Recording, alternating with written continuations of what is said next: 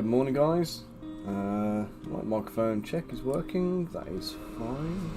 Just turn that noisy bugger off.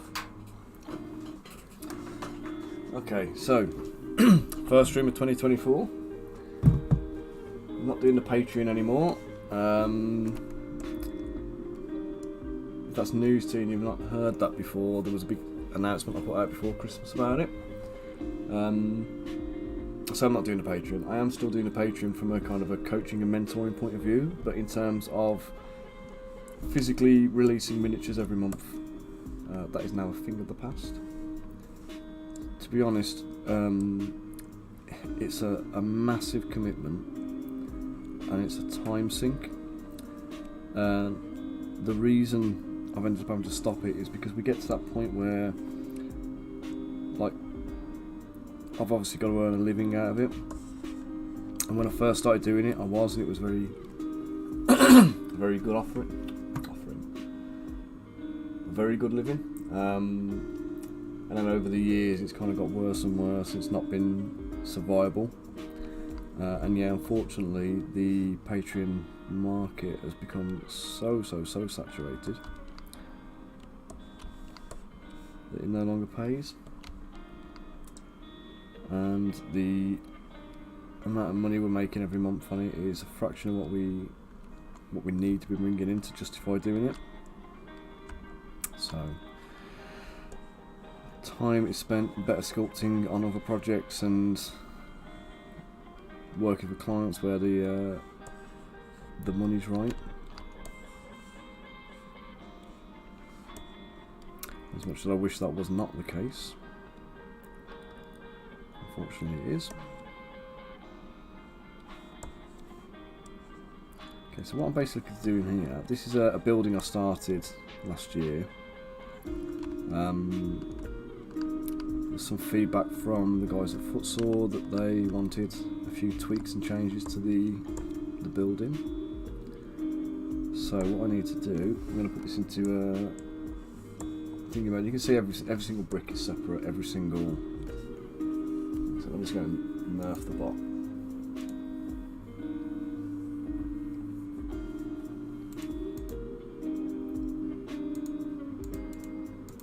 How do I get rid of that?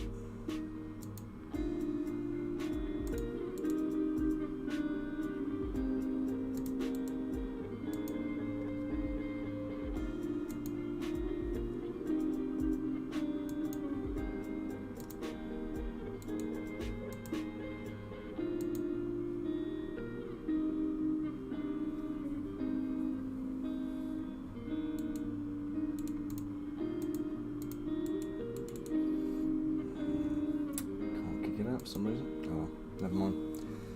Okay, so what I'm going to do, I'm going to try and merge, and this might crash. So I'm just going to copy this tool.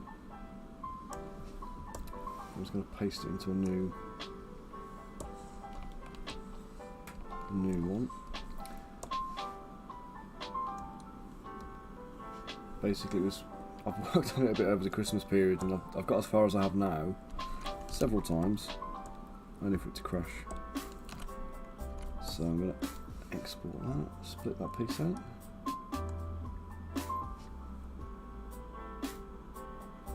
Okay, so this is the outer wall. I'm going to go back to this piece. I want the mortar now.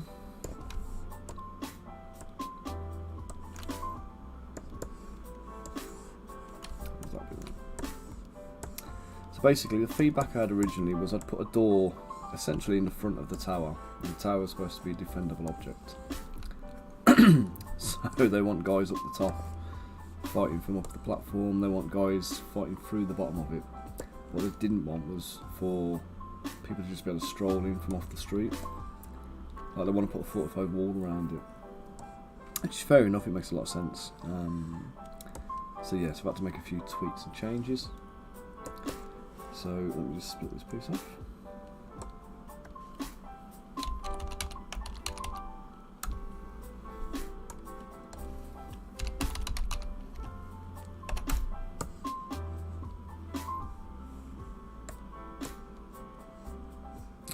So this is just the shell of the building at the moment. All the rest of the platform and everything else is still on the other. Come over here, you'll see we've got a big pile of rubble in the bottom. We've got a platform, or a partial platform, which is accessible via the steps up here essentially. So we can have a couple of guys at the top fighting from the battlements. And then what would have been a door here, and a load of crumbled brickwork in a big mound. Now one of the challenges of doing this is supposed to be resin printable. This is not a FDM piece. And the guys at Footsore are mass producing these to be sold to Baron's War players. So we're going to have to make the walls hollow, we're going to have to make the bottom hollow, but it's all got to be printable on a 5.5 inch build plate, because the guys use X1Ks as their kind of printer of choice. They've got a whole bank of them, they're nice and fast, they do the job well. Good morning, Dan, hope you're keeping well, matey. So yeah, so the first thing we're going to do, well, the colours are immaterial, let's just turn colour off because that's just complicating things. I need to merge all of these into a unified mesh on the outside for now. So leave groups off. Let's put it to about 180 resolution. That should work pretty decent. Poly count is just over 1 million. I can live with that. Do the same again. We're going to go to 180. Turn groups off. Dynamesh for the mortar.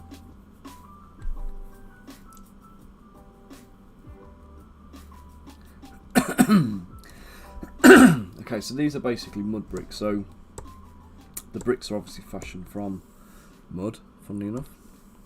I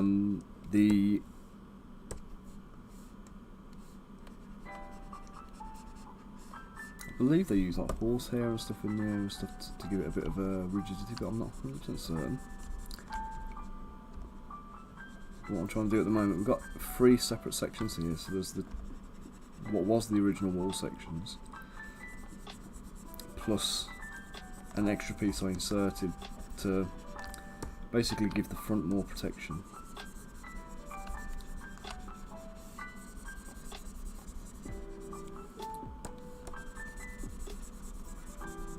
We don't want this looking too even, we don't want it looking too regular. This has not been machined, this has been handmade.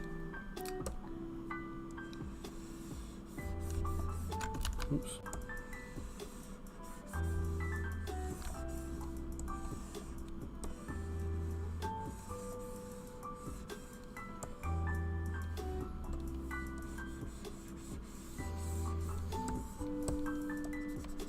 If you've tuned in to watch this and you're hoping to see this from the beginning, I do apologise. Get this one out of the way and then we'll get another one on the go. Got to do some desert trees and a few other bits and bobs, so we'll see how it all comes together.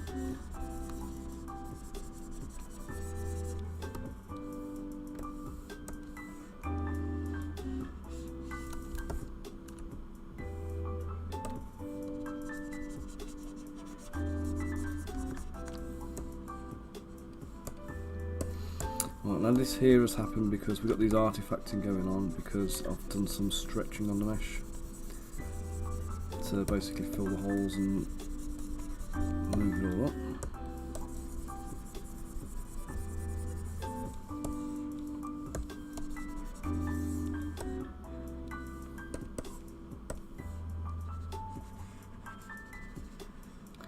Just soften the edges, we don't want the edges to be too rigid.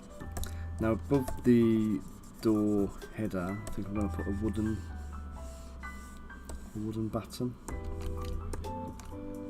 as a what do we call it now?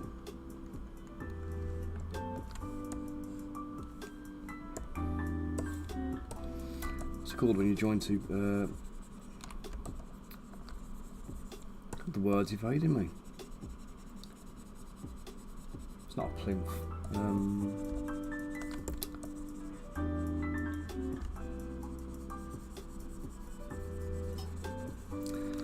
this is my post-Christmas, New Year, kids back to school, finally brain has turned to mush.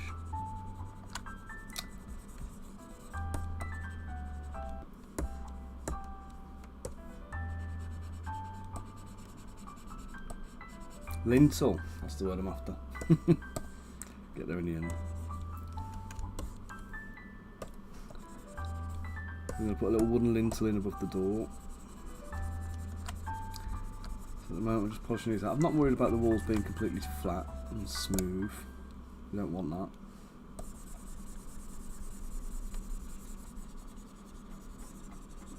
I want a little bit of undulation, a bit of variation in the wall.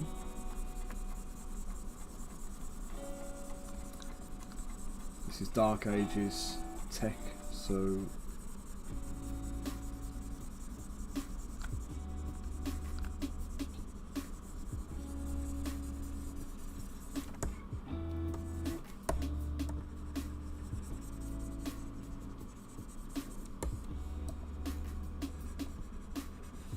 just smooth out the edges. We don't want really sharp edges on mud brick because it'd just crumble and crack and break. Get it in a knock, it's going to just smash, so it's probably going to be better to have everything rounded a bit. Kirsty, how you doing? I've had a lovely Christmas and New Year. How's the painting going? Have you started on tarot yet?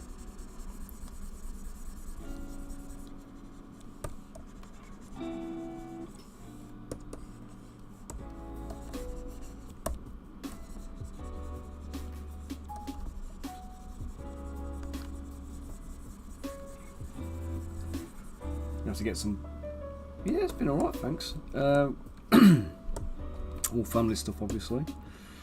Loads and loads of family stuff. But yeah, it's been nice. It's been mostly chilled.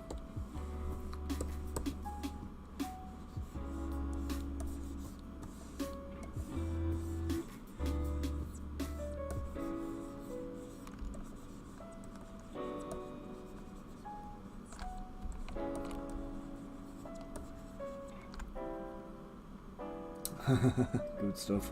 First orc, how'd you get on?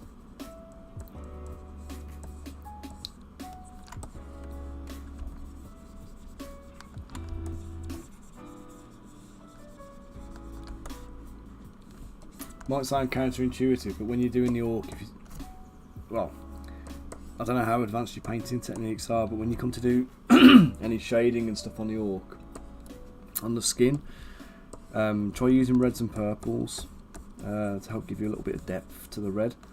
I always find if you use just greens to paint the skin, it kind of looks a little bit too, I don't know, unrealistic, I suppose. Too cartoony. If you want a little bit more realism in there, get a bit of red and a bit of purple in the shadows and stuff, and it comes out really nice. Not loads, not really watered down. Bunker, good morning, sir. How you doing? Happy New Year to you, matey. Trust you keeping well, dude. Dude? What was that? Sir, dude. Is what it was. A combination of the two, and it came out as a garbled noise.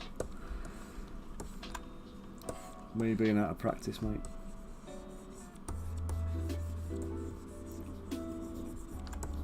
I mean, like, out of practice, like talking to people. It's like I've spoken to some people over the other days, but mostly I've just been sitting there eating and drinking. So, Spider, good morning. How are you doing today?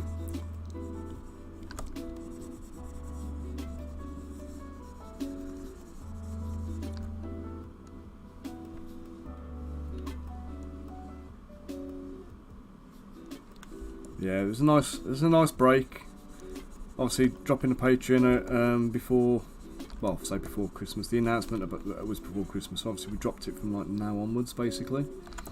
So we've got to get a few things ready, make a few changes. So last week I've been building the a website for Crystal Collapse. We were going to run it through the Lion Tower website, but I thought there's actually so much in there, and I got a bit of feedback from some groups. Actually, it got a bit arsey, to be honest, but it was a bit of feedback that the Lions Tower logo says print, paint, play, but we were only doing the Crystal Collapse game as a physical product, and they were like, well, that's false advertising, misleading, blah blah blah. So it was like, yeah, actually, you know what, I don't want the aggro, I'll just do it somewhere else. So we're hosting it on its own website. I've been building like some resources for it. We've got a little don't even know what you call it, like a cheers, Kirst. You looking forward to it then? Yeah, we've got a bit of a thing going on with it. With let's just build that out.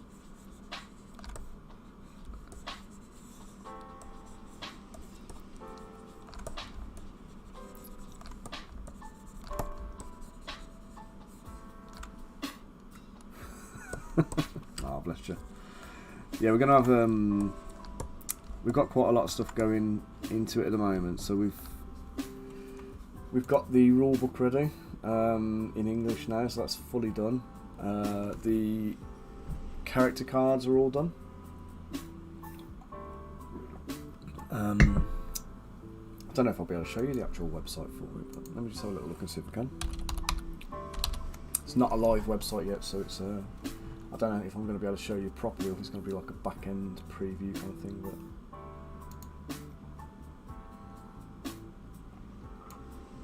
there we go. This will be the website when it's up and running.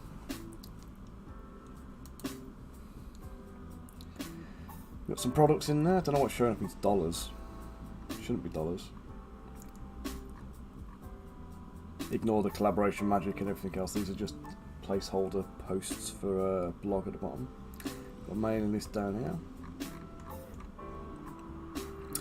But we've added these. They're not actually on here, are they? You can't see them. So we've got like pages here for the different factions.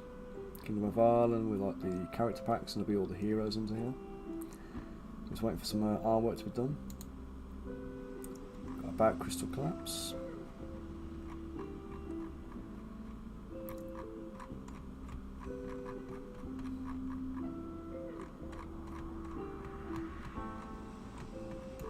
You might like this guy as well. His name's Stefano Kirst. He'll be another kind of tarot type character.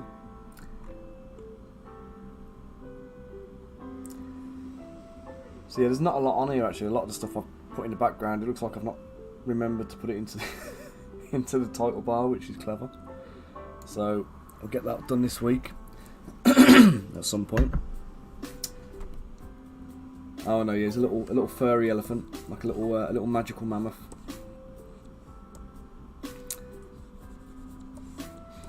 So right now though, I'm doing some stuff for the Baron's War for Footsore Miniatures. So this is some Adobe, I'm not sure how you say it for that, but mud brick buildings. So this is for the Outremer expansion for Baron's War. So it's set with the Crusades in the Middle East.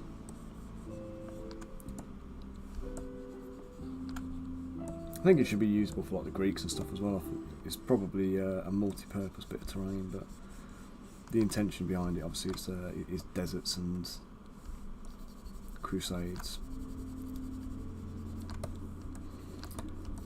So we've done the Crusader fort, so we're going to be doing a little bit of an oasis. Morning, Elston. Happy New Year, mate. Hope you're keeping well. I will say good. It's a good show.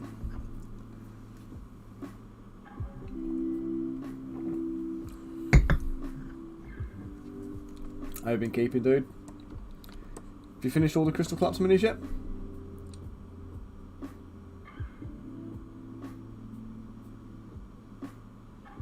How's the how is post-COVID then, Elster, mate?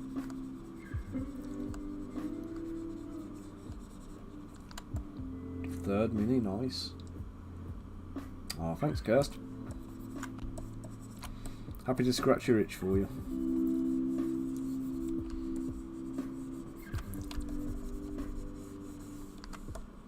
I need to start getting more of the fantasy stuff up into our store as well, because I'm lagging behind a little bit.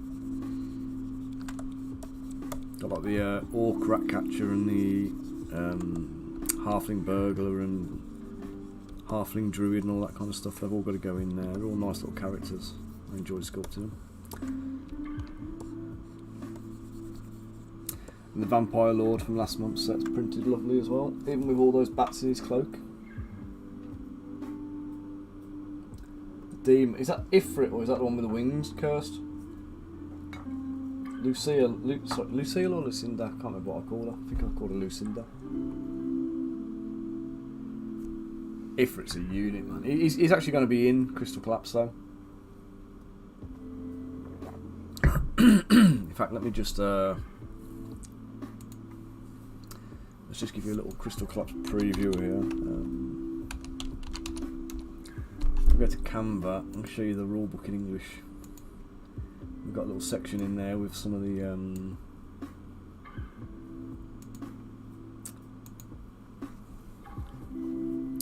gods and that.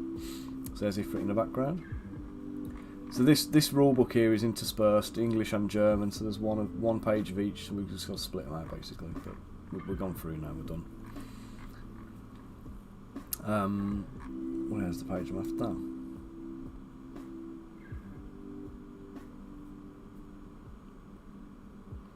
He's down in the background section.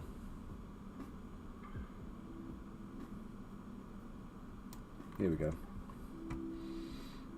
We've got Ifrit, we've got Shiva. In fact, that's not the bit I was after. There's your little Mantaro.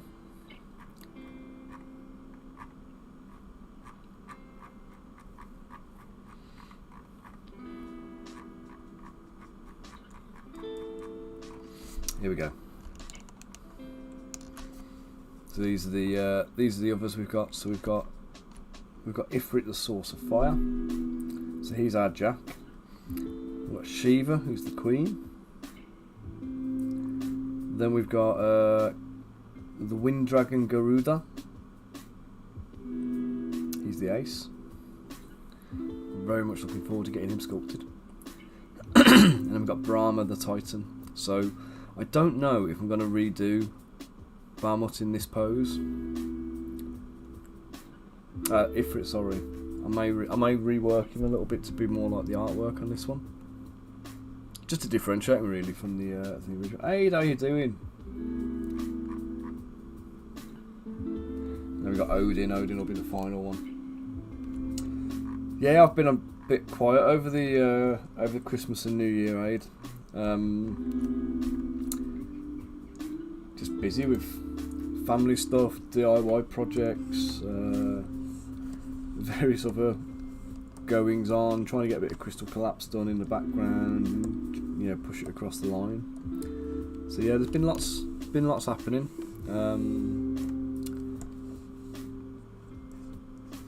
But it's all good, man. It's all good. It's just been a lot of stuff I've not really the kind of stuff that I can air on stream and stuff. The bits I have been working on. I don't know if you've seen them or not, but the Hobday and Hicks, Andy Hobday's latest project. He's been doing for the Baron's War a set of kind of basically like fantasy models to use for the Baron's War. So we've got a range of orcs, and we've got a range of what we call them, elves coming up. He's previewed some elves now. We've got some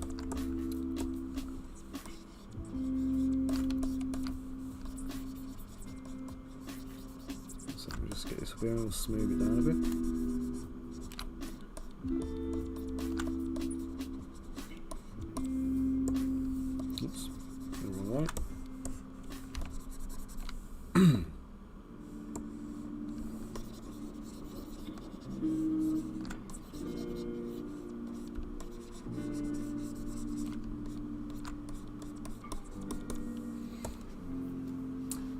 What you got there? What you sending me, Aid?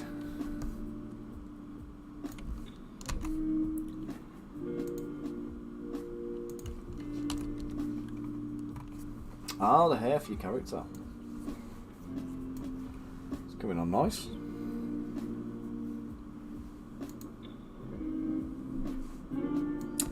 Five months till Expo, God. Do you know what though? If it's 5 months till Expo, it's even less than that till ChillCon.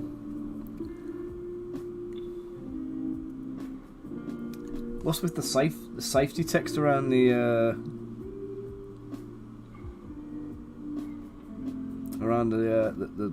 sports bra raid? Oh, placeholder. It's normally lorem ipsum, isn't it?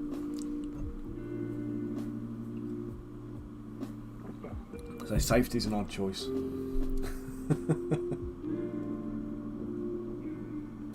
Now it's looking nice.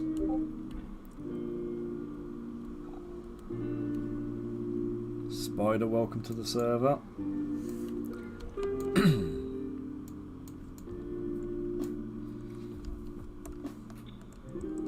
Bunker, I'm guessing Spider's a mate of yours, is he? Again, I assume he. Tends to happen on here.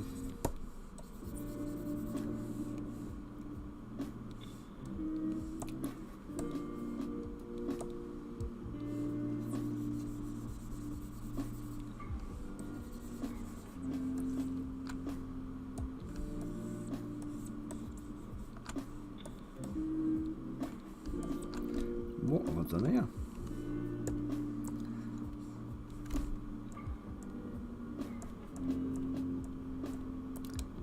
Some crazy cuts going on in the bricks for some reason. Let's bin some excess bricks.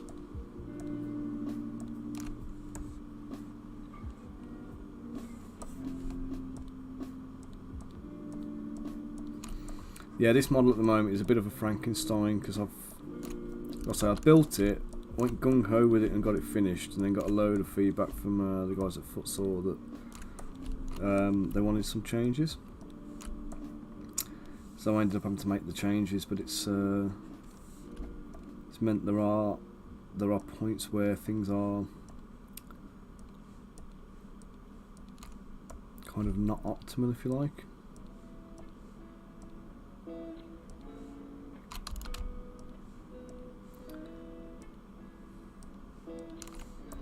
I've duplicated things like this, and the bricks are a bit misaligned. But you can't tell for the most part. MK on YouTube, I literally made them in from a little square. Let me just show you, and I'll let me just delete these.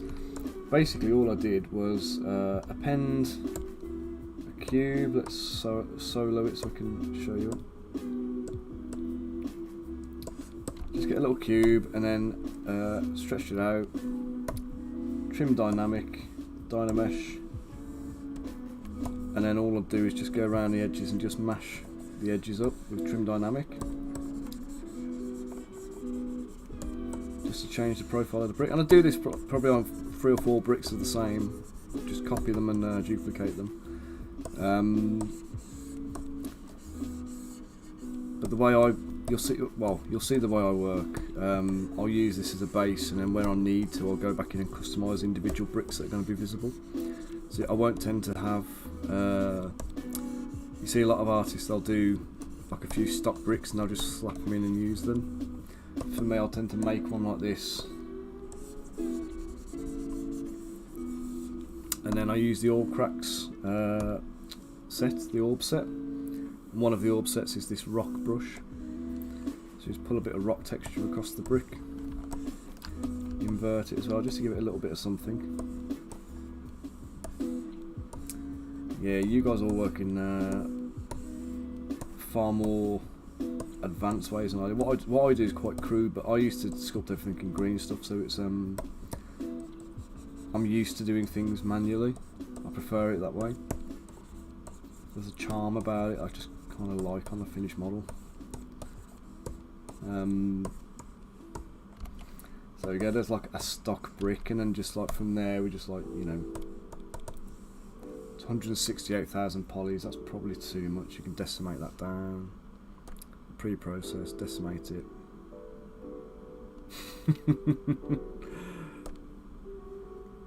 There we go, down to 33,000. We can take that even further. 22,000. Further still. 18,000. We can go lower than that. Decimate it again. 9,000. I'll live with that. So from 9,000 there, what you do is just shift and duplicate, move them along, make a second brick, and then a third brick. And then we can oops, I've just dynameshed that and screwed my decimations. Copy it up and do that. And then we just duplicate and just keep stacking it until we get a wall.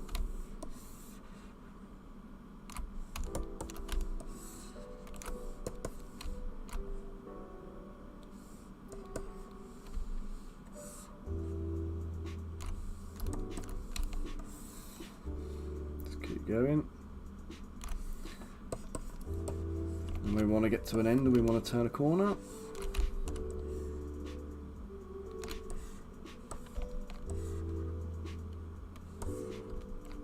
Just do a little bit of that.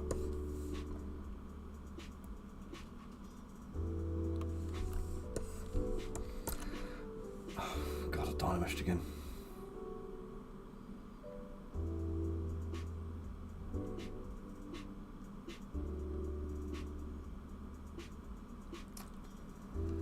Oh. I should have just turned Dynamesh off, shouldn't I? Save me doing that by accident then. Just turn it off. So yeah, so if do that and then auto group, then what I can do is I can come back into the wall. We've got the individual bricks, they're all the same at the moment, but what I'll then do is once I've got my skin on, like the surface texture, you can isolate individual bricks. Come in with wall cracks.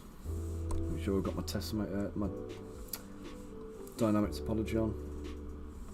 Bump up my intensity.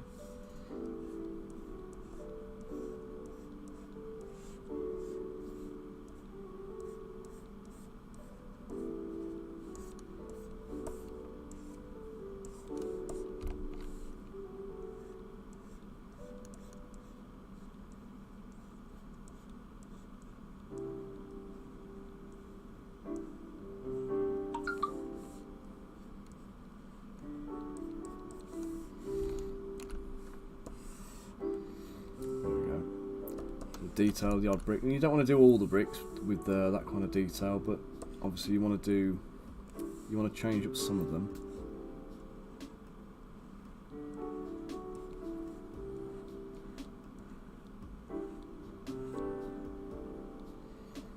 But I find for these it's good to have them as individual details rather than as the norm. You don't want these patterns to be repeated all over the place.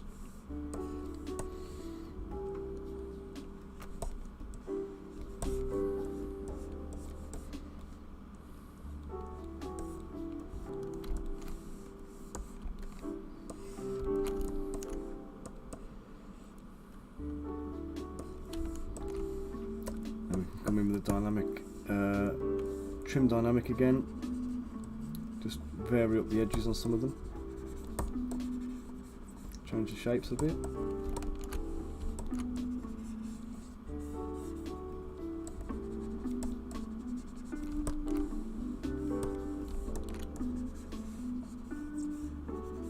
And again, if all the bricks aren't visible, I wouldn't necessarily spend the time doing that. But having the dynamic topology on up here as well, the Sculptress Pro mode, what that means is even though my mesh is small, I haven't got to then re-dynamesh it to get that topology back.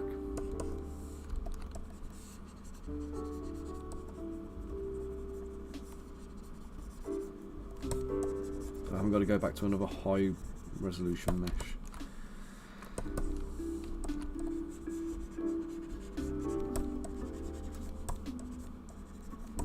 And how much I'd mash these bricks up, by the way, will also depend upon the type of building I'm doing. So like for mud brick, they can afford to be a little bit mashed. But for if I'm doing like a modern brick, for example, these would have to be nice and sharp and crisp. You wouldn't want them to be broken too much. The breaking shouldn't be the default. There we go. There's a little wall preview for you.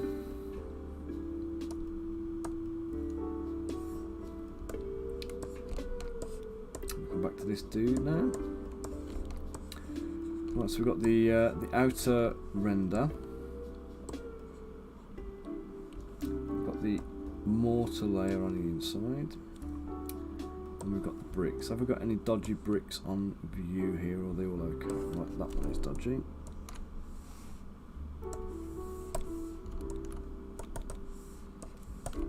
So I say this is a Frankenstein thing where I've ended up with multiple bricks from all over the place, from about 3 or 4 different meshes, and I've just copied and pasted and dragged them and moved them. And in some places the brick pattern, like the actual staggering and whatever else of the bricks, is not correct. Right, you can really see it here, so let's just sort that out. Delete a few.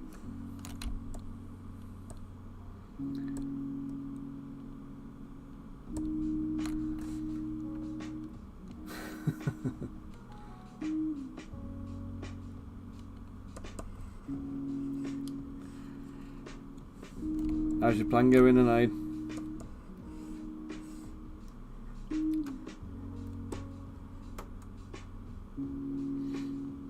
Right, here we go. We've got another area there where the bricks are misaligned. Let me just...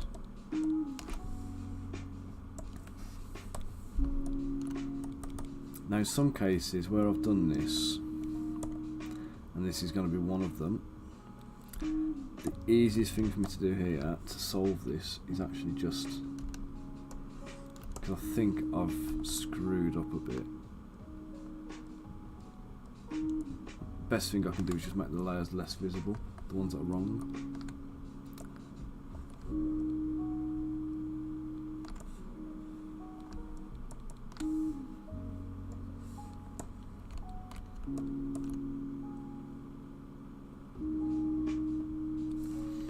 Right, now things like this bit here, like that brick clearly would not survive, so that's got to go.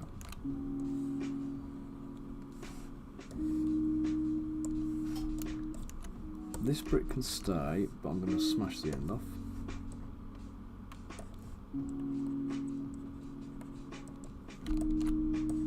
Same for that one.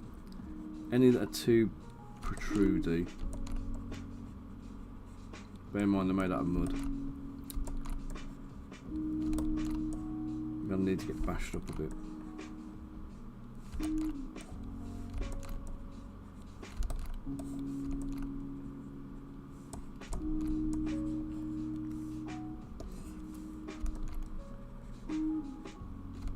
Is protrudy a word, or have I just made that up?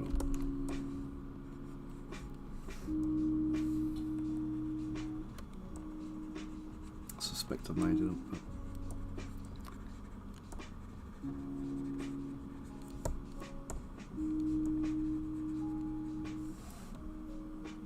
spider. So I've been sculpting for over 20 years. I want to say I started around about 2012, give or take.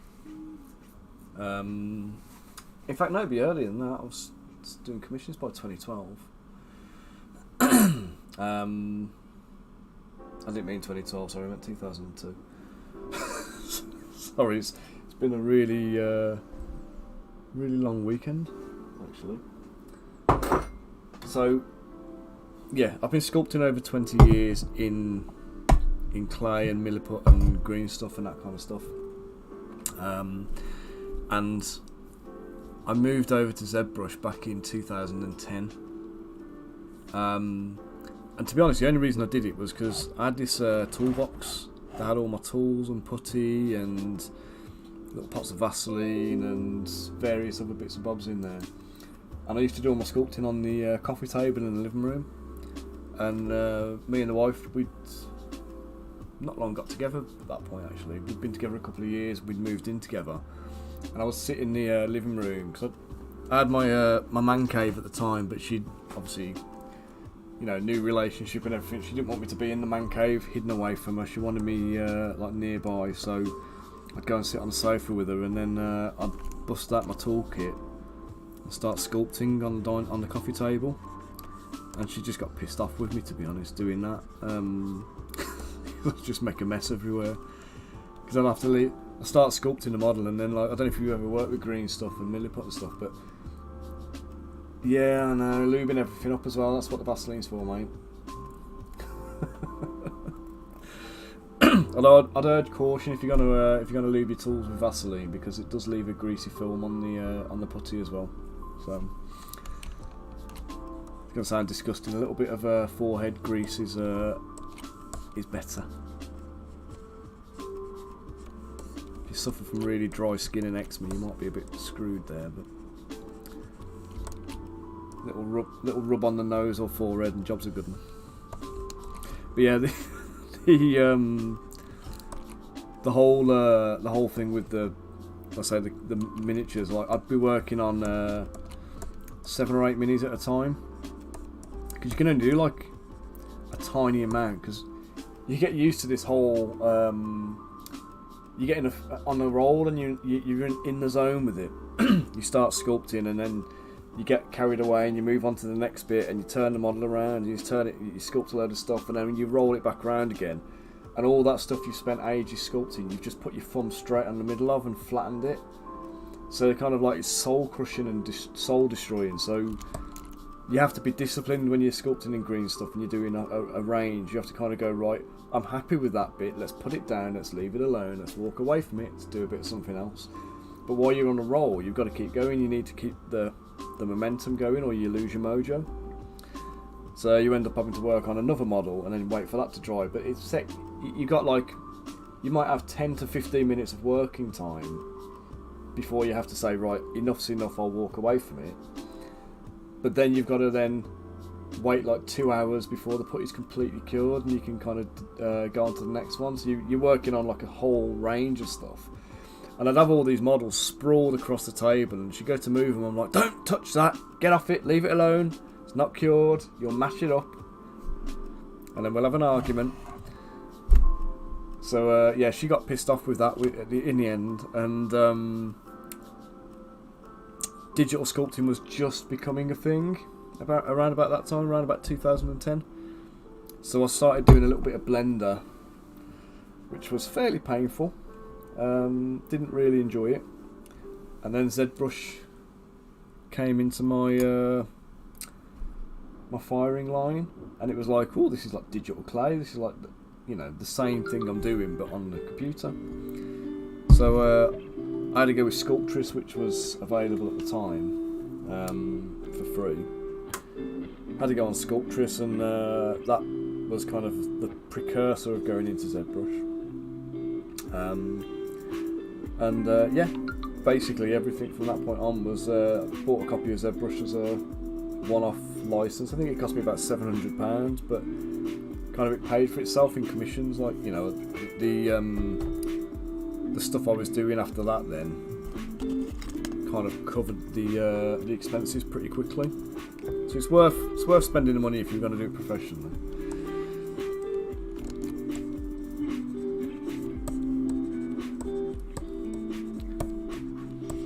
And you never looked back then. But there was no tutorials around when I was learning.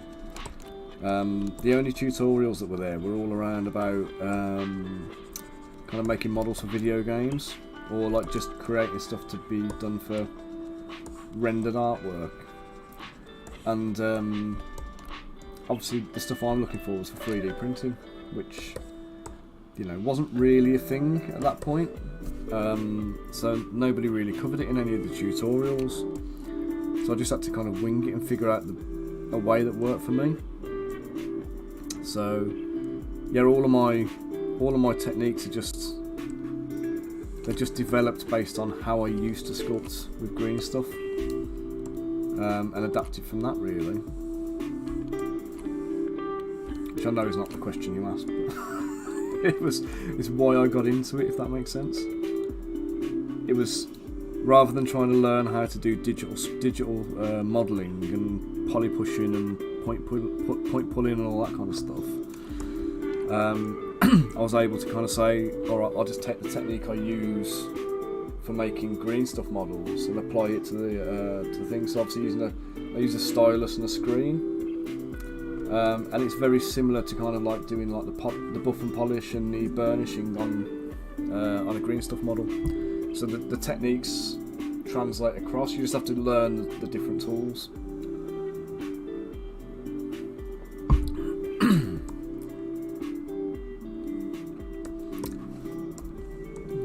Let's see. So I've screwed that one. Let's take that out of there. Let's delete that one.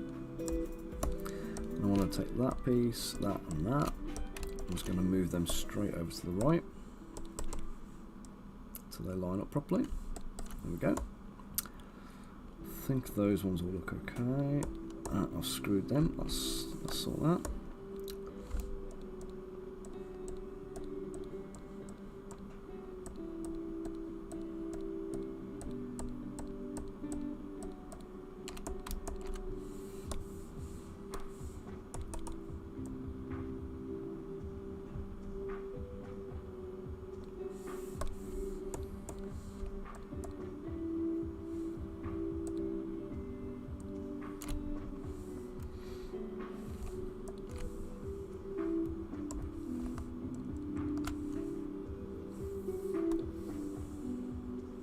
ZBrush Core Mini.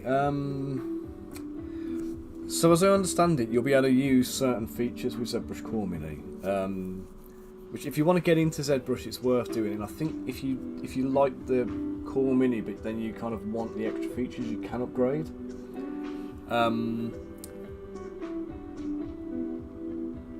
But I think you're limited. Like the certain brushes I use here, which are kind of third-party brushes, like the orb sets, for example. These ones, all cracks, all rock detail and whatever. So those brushes wouldn't be available to you in the Core Mini because you can't import things like that.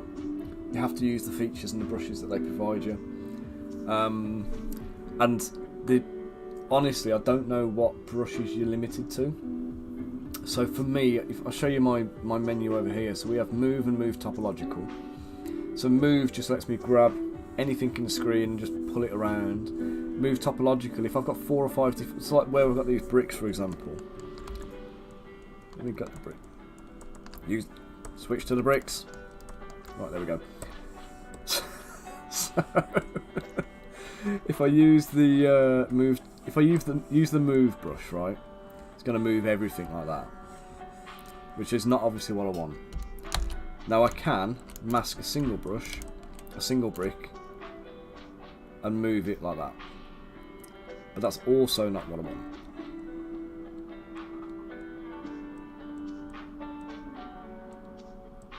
I will do that, but like, that's not necessarily the better way of doing it, because I can use Move Topological and I can just literally pick a single brick and I can move it with Move Topological, and it does the exact same as what I just did a second ago,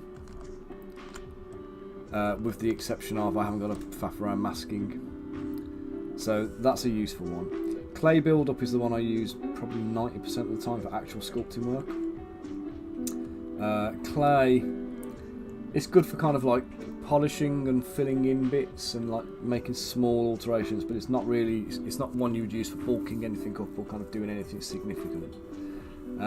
Standard brush I never use. I only ever use that if I'm going to be like applying an alpha, if I want to stamp something. So I can click on the brush alpha over here, I can pick a shape, so like that one for example, it's like a funky kind of like swirly vortex star thing, or the actual star for example. I could take that, use the standard brush, change the mode to drag rectangle, and I can just like draw a star stamp out, and that's the only thing I ever use a standard brush for.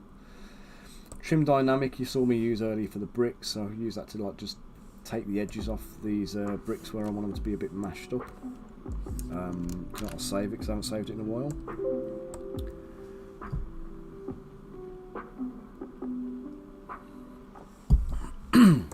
So like here for example, I use the trim dynamic brush and it just eats away at it in big flat planes. And because I'm doing miniatures, there's a bit of stylisation goes on. So we don't want necessarily photorealism. So I'm not worried about these things being like, you know, proper crumbly brick edges. I want the shape first. And you know, if you paint miniatures, a bit of an edge highlight, dry brush or whatever else is all you really need to kind of like concern yourself with. So there we go. Let's take some of the edges off the corners here.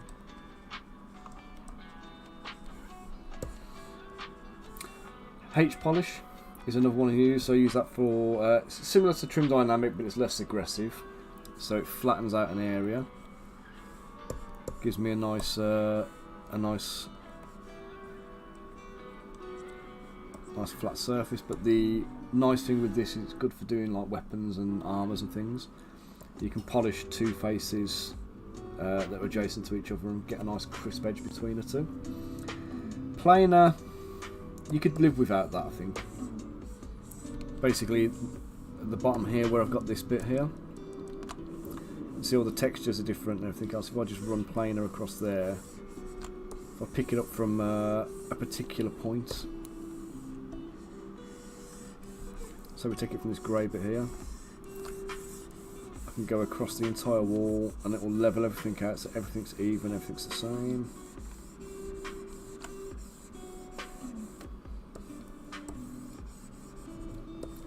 And it'll just bring everything in line with that grey bit that I've just started the brush stroke from.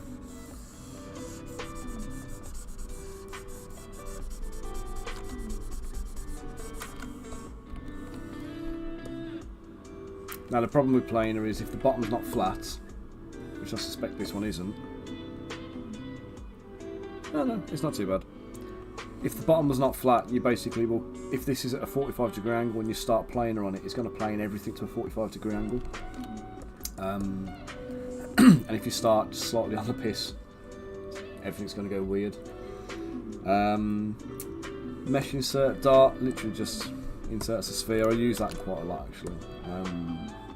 It's good for doing like little rivets and things, or just if I'm sculpting a human or whatever else and I need to add like an ear, add a dot, sculpt this dot into an ear, add a dot, sculpt it into an arm, or you know, whatever other body parts you need. It's a good starting point.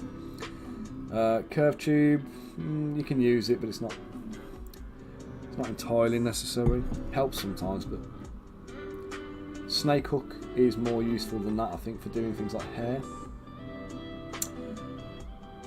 Borak, how are you doing? Good morning. Hope you're keeping well. Just talking through the pros and cons of ZBrush Core Mini. So paintbrush obviously for colouring the models, if you're doing them on screen. If you're planning on 3D printing, that's really not necessary. I paint models only really if I'm doing like a presentation render for a Kickstarter or something like that. I wouldn't bother otherwise. And then masking pen, masking lasso are just for like I say, they're your masking tools, just to block an area out you don't want to affect when I'm sculpting, so I can sculpt around that now and that area remains untouched. Oh, wicked. Thank you, Bunker, for the recommendations. And Rich, good morning, sir. How are you doing?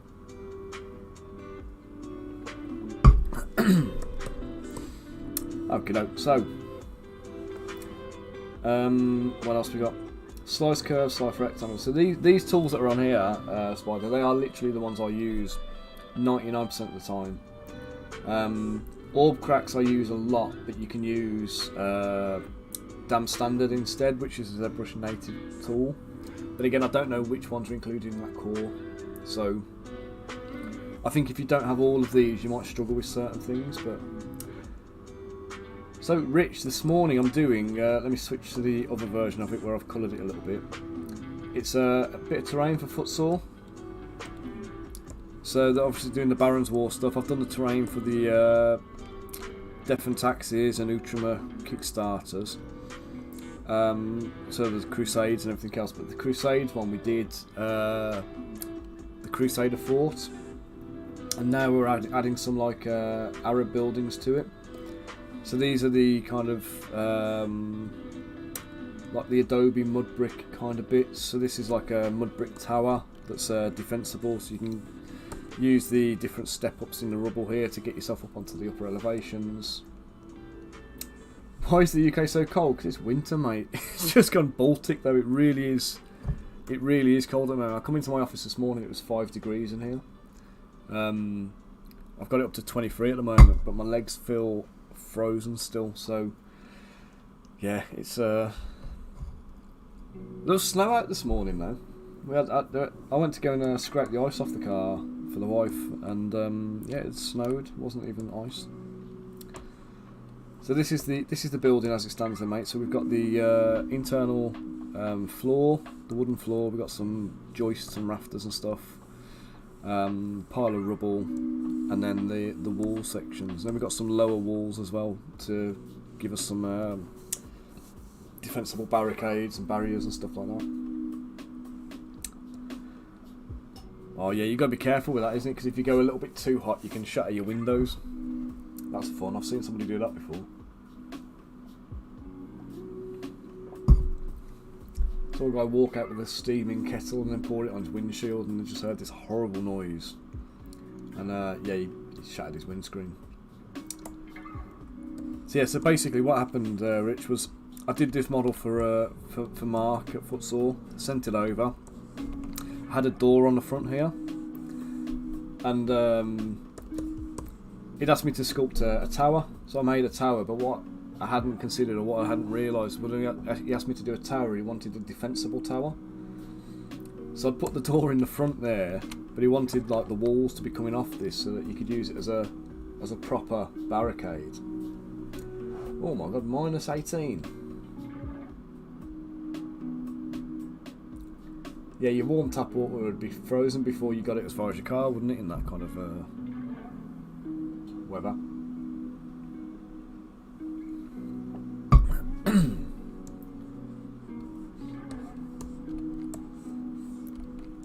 So yes, I'll put a door on the front of the building here, but he was like, if this is like a defensible tower, and the guys are going to be up the top here shooting, you don't really want the bad guys, your enemies, being able to just stroll through the front door. So I've had to move the door to the back side of it over here, so we can put walls across the front and still have this bit up the top defensible.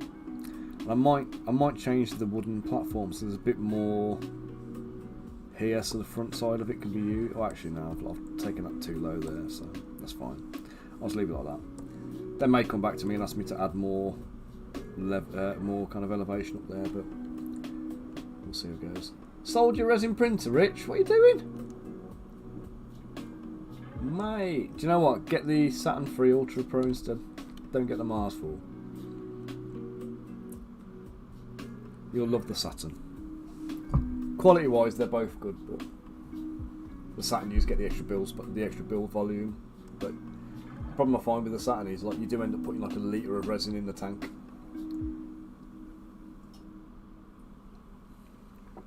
And obviously when you pack models all over it, you get a failure in the things. You end up with a large volume of failure rather than just a little bit. So it's a bit of a bummer in that respect. Mate, I love it. I mean, you've heard me slag off Elegoo printers for years now. I've had issues with them since the OG Mars. I used to have about 3 of them at one point. And I got really annoyed with this, you know, you've heard me use the phrase ridiculous spring-loaded ball joint build plate. It's like I don't understand why they over-engineered a solution that makes additional modes of failure for a process that's already complicated enough and prone to you know, failures in various different manners. But they did. And yeah, unfortunately,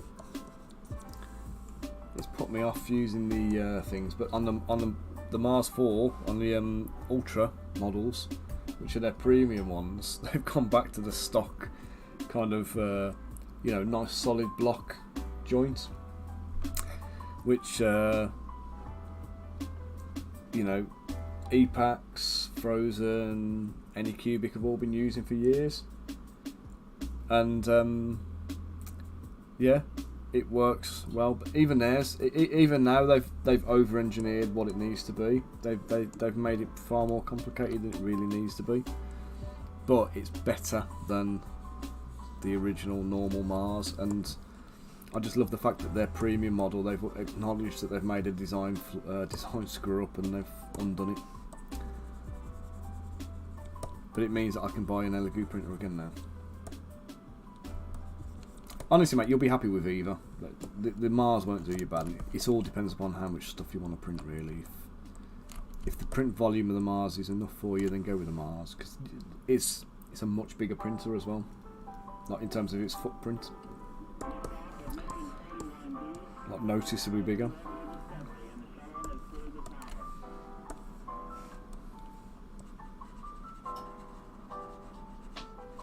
And the other thing is as well, all your wash and cure and like your little tubs and stuff like that won't fit the build plate of the Saturn.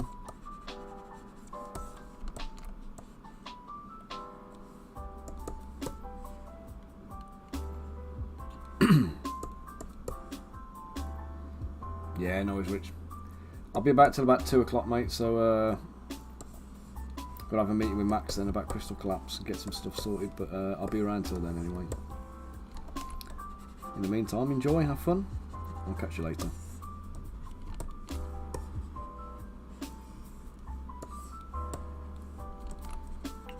There you guys. If you got any questions or you just want to chinwag about 3D printing and stuff like that, nothing's off the table. Talk away, ask away. I'm at your disposal.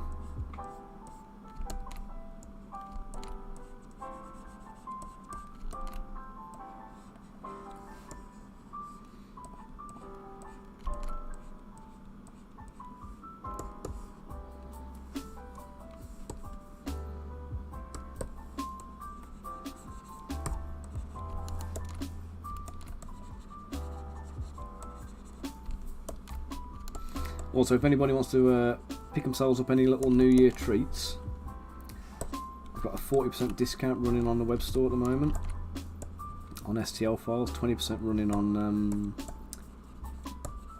resin miniatures.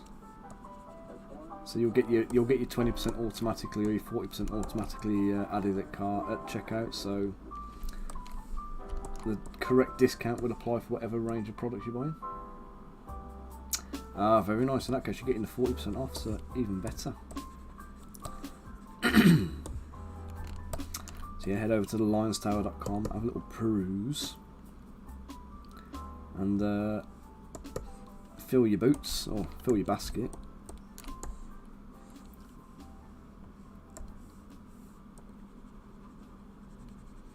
This terrain, by the way, will not be sold by me. This particular piece we're working on at the moment is going to go straight through Footsore. They're going to be releasing this directly. This is a direct commission from them. But going forwards, we're going to be working on a Kickstarter together for another piece of Barron's War terrain. Oh, this to go, doesn't it? And that'll be a Kickstarter that I'll be running on my Kickstarter platform. My Kickstarter account, rather. And they will be helping to pimp it out, basically. So I'll be doing the STL version of it through my Kickstarter, and they will be doing physical miniatures through Footsore.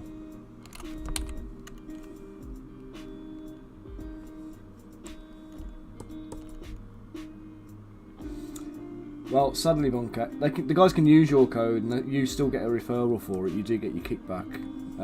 So I'd still advocate you use your code. Use your link.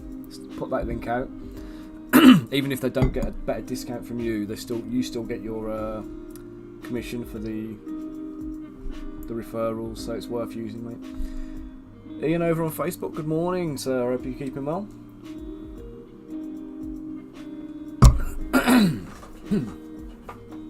Yeah, so the discount's the only things that gets overruled, mate. But it doesn't stack, unfortunately. It's 20% from the 20% from you or 40% from me for STLs.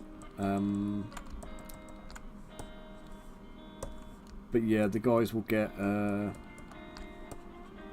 you'll get your kickback as an affiliate on that one then.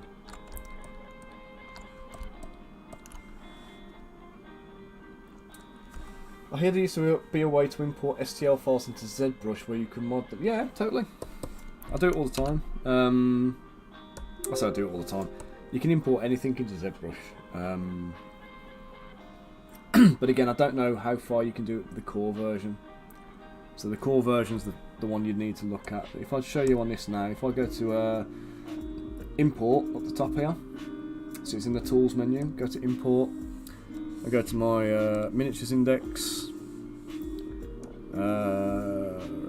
let's load my vampire lord in because he's badass, drop it in, okay, STL file read successfully, and here it is, there's the STL file. And now I can dynamesh that. If I show you the things, I'll show you the mesh. This is the decimated mesh. So this is the one that's optimised for 3D printing. It's not optimised for sculpting on. So what I'd do there now is you have to figure out the resolution. You don't know which resolution is going to come in best at. So let's do resolution at 760, dynamesh it.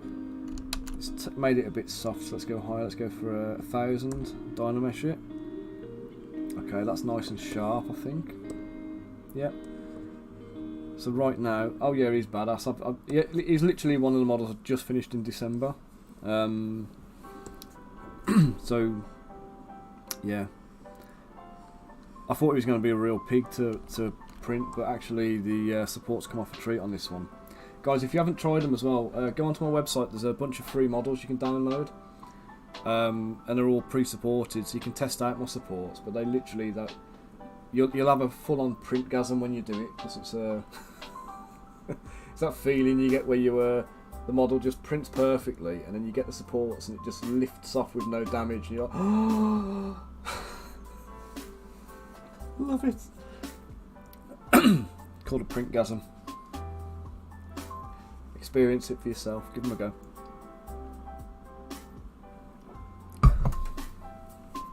But yeah, so basically, once you've got him in the thing there, you've dynameshed him. I can go in there and I can, I don't know, say if I don't like his beard, I'll just get my my brush and take his moustache off. So let's just isolate his head.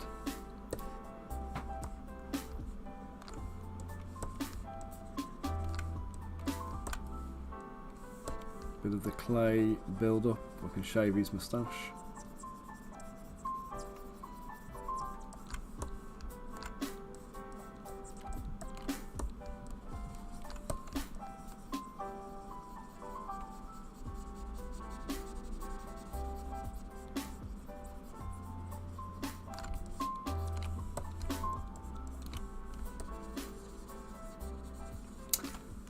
Isabel Vargas over on YouTube, good afternoon, good morning. It's still morning technically for me, but hope you're keeping well. Thank you for dropping in on the stream today.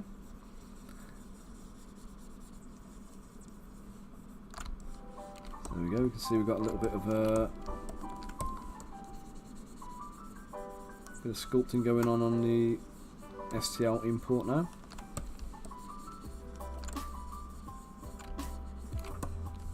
So I've just removed Dracula's beard.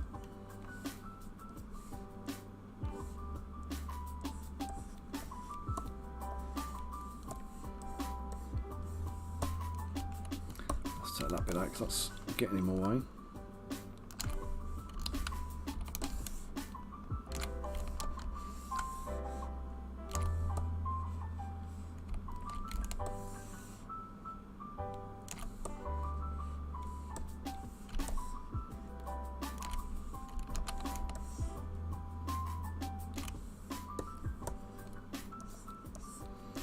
Sometimes when you're sculpting, what you find is you get influence coming in from other areas of the mesh that starts pulling the brush from one side to another. It makes it just a little bit of a pain in the arse to try and do anything. So there we go, so I've just imported the mesh of Dracula and removed his beard. So you could export that then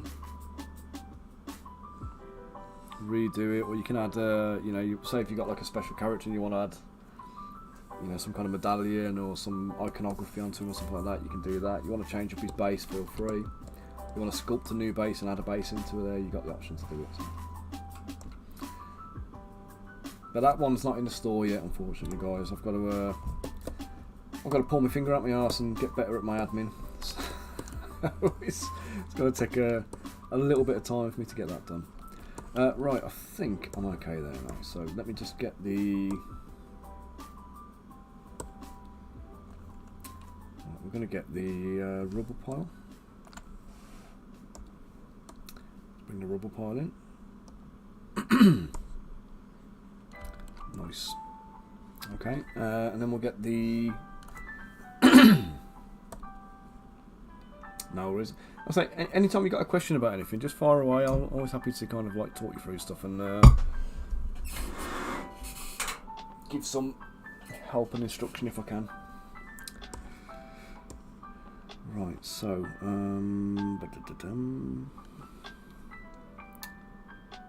these bits I need. Let's copy them, paste them over too.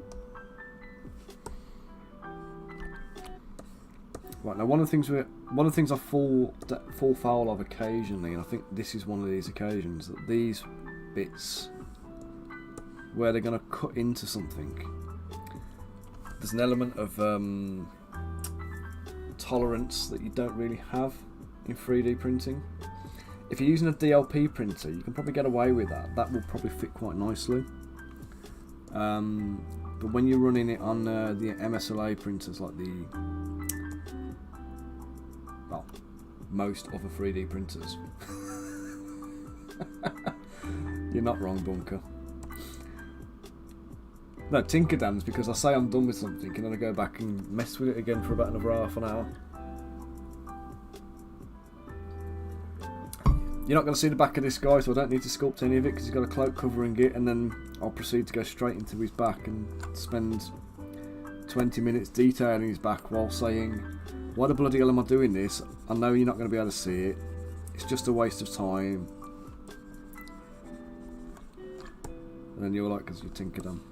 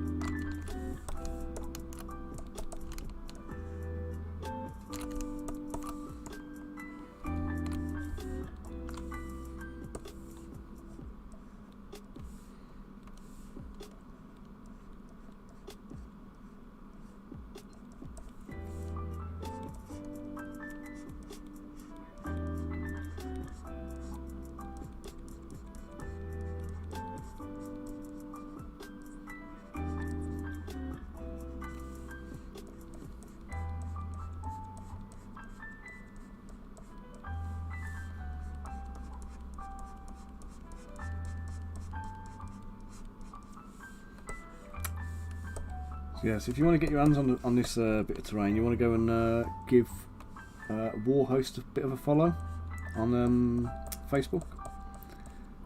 Footsaw Miniatures as well. Footsaw if you want the physical copies, Warhost if you want the STL one.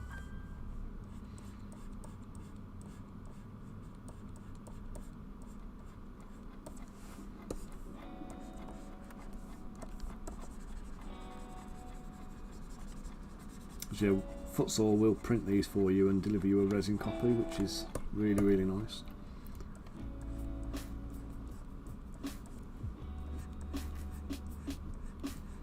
Although they do sometimes have a bit of a backlog and a waiting list because they've been very popular, which is good.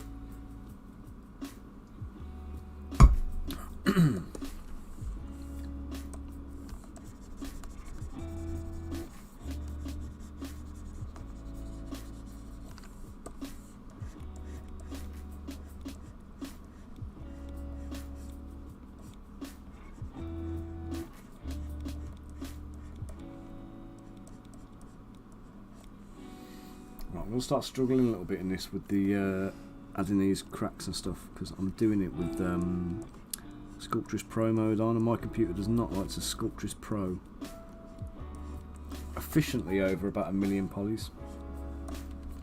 So I can do it by isolating areas and you ball bag, look at that. Let's pretend that don't exist.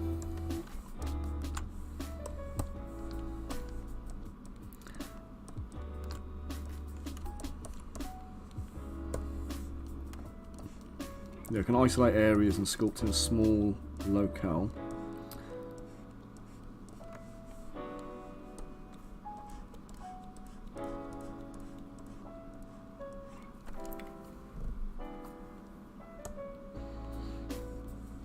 But if I try and do anything a bit bigger, it's going to really start lagging, and you'll see there'll be a delay between my cursor moving and the kind of clay moving. And that's going to be happening. To be fair, the polys are kind of staying around about the same at the moment. So it's likely that the mesh density is probably equivalent to what I'm using in terms of my actual resolution. It's going up a tiny amount each time, but tiny though.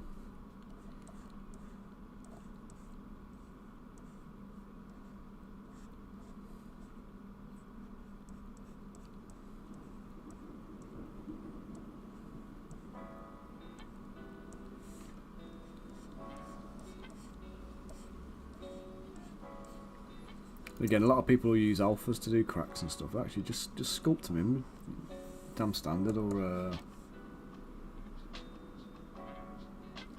no, my PC is pretty badass. It's a 3090 graphics card with the ton of RAM. It's 64 gig of RAM and kind of a high spec i7 processor. So in terms of the actual physical build of my PC, it's a high spec gaming machine, so it's not a problem with that. But there's ZBrush is a very efficient modelling program.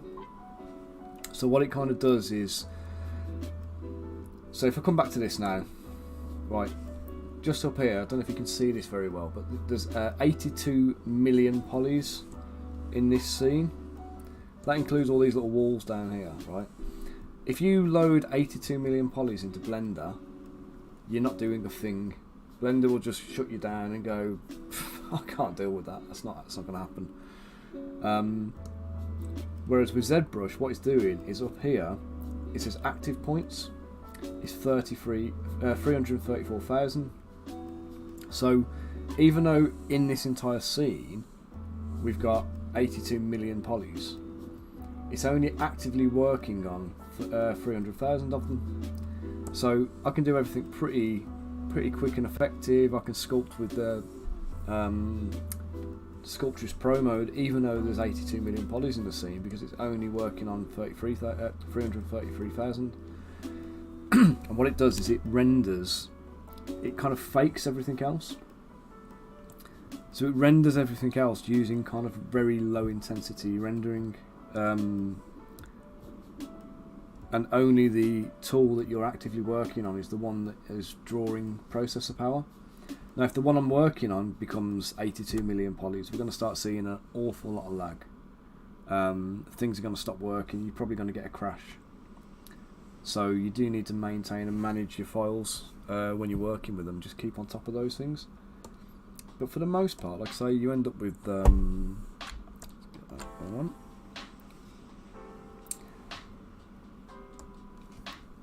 it kind of just,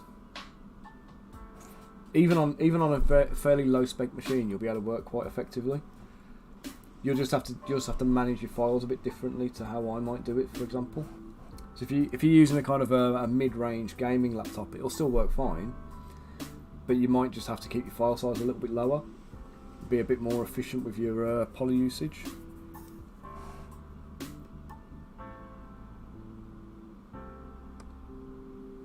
I think one of the problems is you can, like the way I work, you can kind of become wasteful with it. And I don't mean like, you know, in a kind of a proper wasteful sense kind of thing, but like the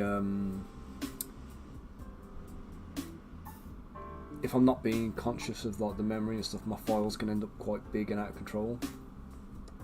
Like that 89 million polys for some mud brick walls is really bloody excessive. it's really excessive. So yeah, 32 gig of DDR5 will ace it. I mean, 16 gig will do it, 8 gig will do it, but the more RAM you've got, the better. The RAM is the one thing that you really want to kind of like max out if you get a chance. That's going to have the most impact on how ZBrush works on your machine. So the processor is important, the RAM is important, the graphics card very much not. It's only really important when you come into rendering. And obviously if you're making models for export, you don't need to worry about the render. i9's perfect, yep. The only thing you'll ever have to worry about is with your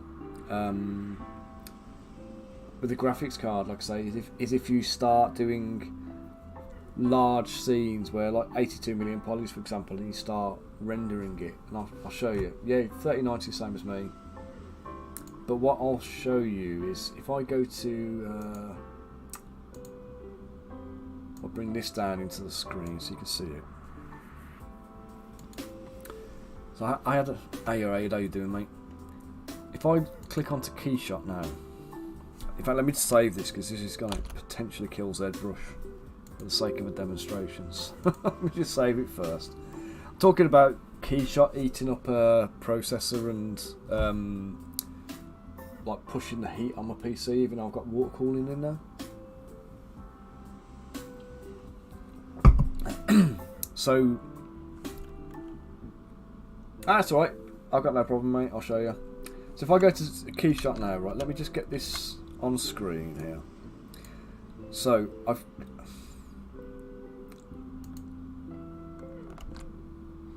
so it's going to render in Keyshot, right, which is going to take a bit of time to load up. But watch this now. Watch my cores, watch my temperatures. You're going to start seeing yellows and reds creeping up in here now. Which it doesn't ordinarily do when I'm sculpting.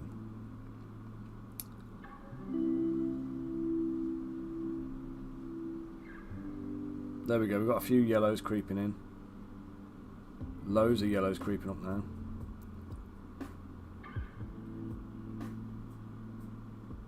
Once this thing starts kicking in, it's going to... well, I'm water cooled as well, but this still happens on mine. My PC was like a radiator.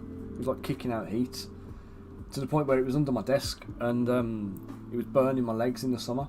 I had to take it out from under my desk and put it up on top so that I could actually sit at my desk and work. But this was just trying to render. I think, like, see how everything's gone yellow now. So like we try and do this, and if I try and no, it's Control P, isn't it?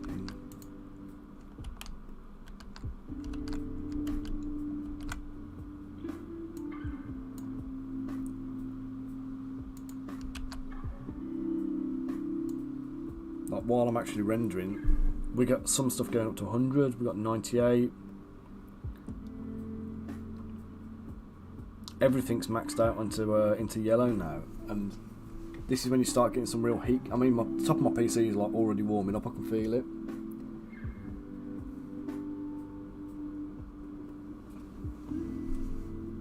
And it's just the rendering process is just what does it. So I don't think I don't know if having a more effective, a more efficient graphics card is going to improve that. But I say the rendering at this level is unnecessary. Possibly, I mean, it's done it ever since I got the PC. To be honest, it's been a drama from day one. But I just don't render like that anymore. I just render it in ZBrush and it's fine. Just do a quick BPR, snapshot it, and I use a Blender rig for excuse me. I use a Blender rig for doing my rendering now.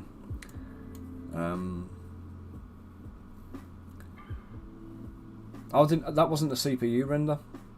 I never had the CPU render on there. But when I have it still kicks out the heat though, so. Unreal, eh?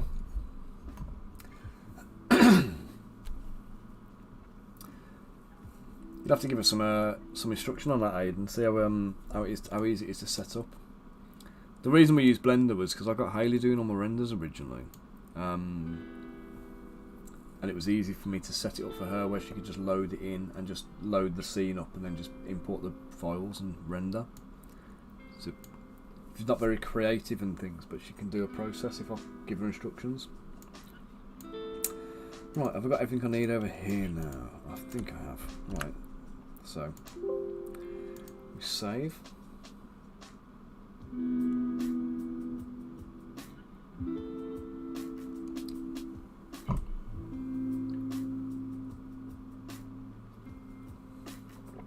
Do you know what? It's GPU processing, isn't it? You can switch on. There's a little button on it. Yeah, see, I put my hand up on top of the PC now that I'm not rendering, and it's not hot now. It's warm, but it's not hot like it was.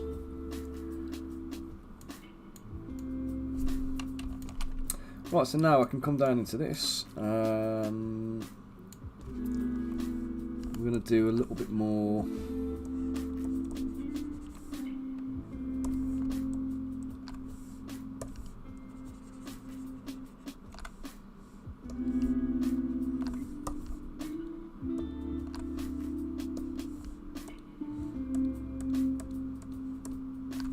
So some areas I want this to be broken away, other areas it's just worn down.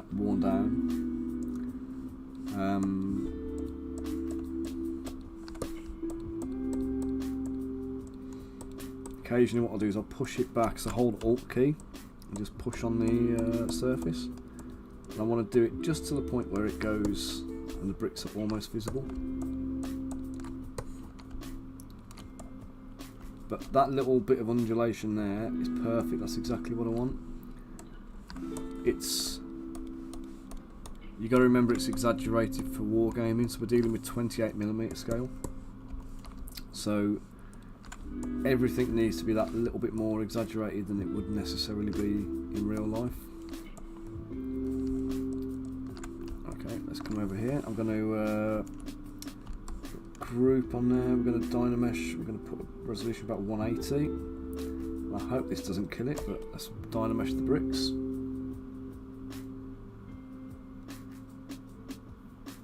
You bastard. ZBrush, you absolute spudge rocket. Come on, back in. I knew it was going to do that.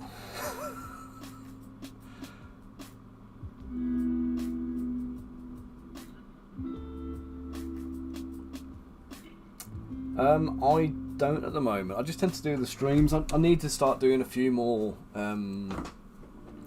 bits, but I've got a Patreon, which I was doing it as miniature releases, but we've stopped doing the miniature releases on the Patreon now, and I have got a coaching tier. It's like £80 a month, but I've got one person subscribed to that already so far. I've got a limited number of slots on it, but yeah, basically I just do one-to-one coaching with people. So if you need orientation and getting set up and things like that, we can, you know, sit and do like a one-to-one through there. But I am planning on doing more of the old YouTube tutorials as well. So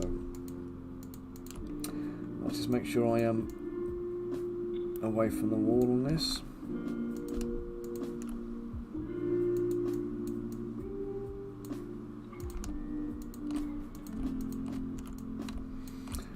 These sides look alright, but I'm not quite clear on the back.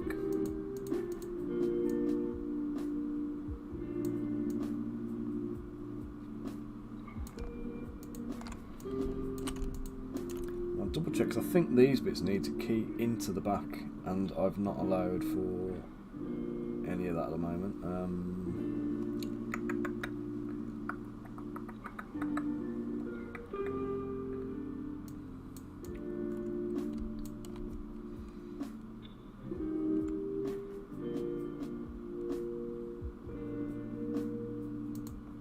was doing then.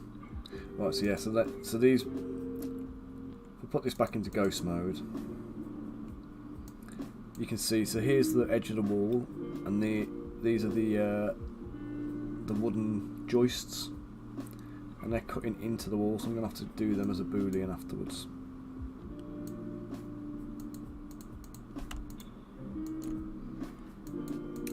And I've done something manky to that bit of wood on the end, so I just need to go and sort that out.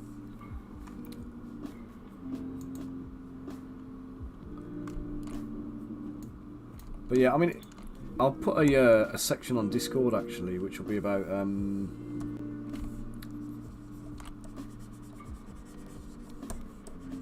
you know, tutorial requirements. So if there's anything you want to particularly know, you put it on there, and it'll be something I can address then. Or maybe I should do that through the Patreon, really, shouldn't I? As the Patreon's geared up for tuition and stuff. So I've got a component library, which is accessible to Patreon subscribers. I'll show you in a second. But basically, it's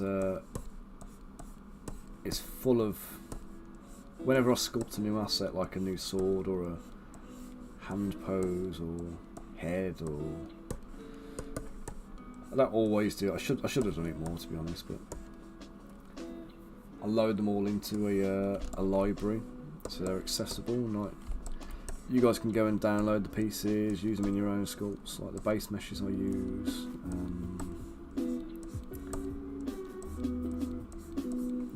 And like I say, I'll show you how I would go about making a sword or an axe, or the various different you know, armours and things. What I tend to do is I tend to cheat the system a little bit, so I'll say cheat it, I'll shortcut it. So if I've got a load of work to do and I need to get the models done, so there's a couple of streams I did back end of last year where I was doing characters. I'll show you a couple of them.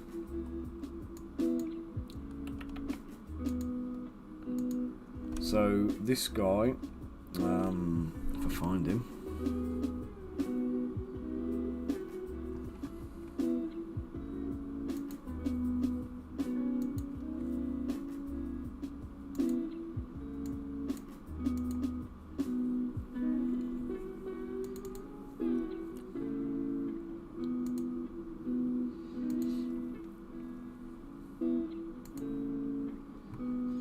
Hey, yeah, how you doing? Well, so here we go. So this guy here, I did him on stream from scratch before Christmas. I think it was 3 hours from start to finish. So obviously it's quite a simple character. He hasn't got any weapons and things like that. But there were certain bits that I managed to like make a bit of an economy on, from using parts from previous models. In fact, actually on this guy there wasn't. Complete lie. I think the hands I think I'd already pre-posed, which saved me a little bit of time. The only thing I really brought in and used was this belt buckle, which I've saved and created, so just drag that in and throw it on the model. But for the most part, like I say, it's just quick and efficient then to just snatch parts that you know are going to be applied. Another one who was a quick sculpt. Who was the other one? Halfling Druid, I think. She was a fast one. What did I steal for her? So the staff was pre-made on this one. I already had this staff in my library. I made it for something and then never even used it, so it's not even like a recycled asset. It's just something I made and hadn't got around to using. But again, 3 hours start to finish on this one. So yeah, you can work quite quickly once you can figure out that you can shortcut things. It's not the example I was after, because I was looking for something where I'd started with something and then changed it into something else. But with those ones, I think I just dropped them in and just went for it. So yeah, thanks for the resub. It's easy when you've been doing it for so long. I mean, I'm on 14 years with ZBrush now, so it's gonna look easy for me. But there's no substitute for practice. Is the thing, is it? You know what I mean? It's always going to be. I mean, if you watch any stream, in fact, I didn't even stream it when I started. I started doing this full time back in 2019, back into 2019, and at the time it was taking me 10 to 12 hours to make one model, and then, you know, a couple of years down the line now, I'm doing them in 3 or 4 hours, and I've been sculpting since 2010 when I started, so I'd still had 10 years experience by the time I was starting this, but it was part-time experience. Going full-time and doing it every single day, it's just made me that much quicker and more efficient on it. And it's just that, repetition and muscle memory. And I mean, you'll hear me swearing at myself sometimes, because I'll come into this and I'll sit down and I'll be like, right, I need to do this task, and in my head I've got like 10 different ways that I can do it, and I'm going to be sitting there kind of going, right, so 10 different ways I can do this, which one shall I do? And I'll choose whichever idea pops into my head at the oh god, yeah. I remember that one, yeah. Yeah, it was a four time speed lapse, wasn't it? And I was doing some client work I couldn't show, and I'd got a past sculpt running of some ghouls, and yeah, it looked like I was working 4 times faster than I actually am. But yeah, what was I even saying? Lost my train of thought now. Doesn't matter. Donut mail, god. Oh yeah, that was it. Yes, choosing the stupid fucking accent. So I know 10 different ways of doing something, and I sit down and go, right, how shall I approach this? What shall I do? And I go, I know, I'll do this one. And I'll sit down and I'll be cursing myself because I've picked the bloody stupidest way of doing something. It's going to take me the most amount of time, give me the biggest headaches, and be the least efficient way I could possibly have done it, you know. And I couldn't have even picked a worse way of doing it. And I do that almost every single time. Donut mail, yeah. Did you not see that one when I was doing it? I was trying to figure out chain mail. I was just, it was like insanity inducing for me. It was I was trying to figure out chain mail. Like, so one of the, obviously I've got this background of sculpting miniatures in putty, so I know how to sculpt miniatures in putty. And I did a little demonstration of how I would approach it. So basically, when you're sculpting green stuff, chainmail. Let's see if I can find a little visual.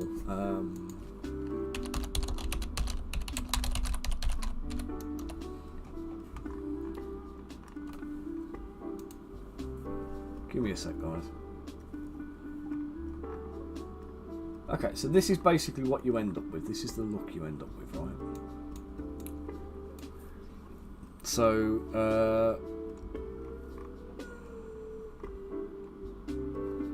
traditionally sculpted chainmails like this, right?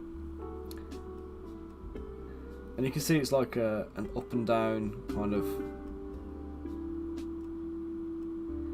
And what you do is you pick this first row, and you can see there's a direction to it, so that you basically use a little pointy needle,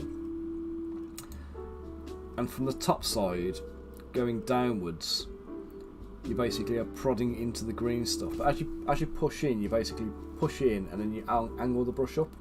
You angle your tool upwards. It creates like a ridge on the edge of the hole.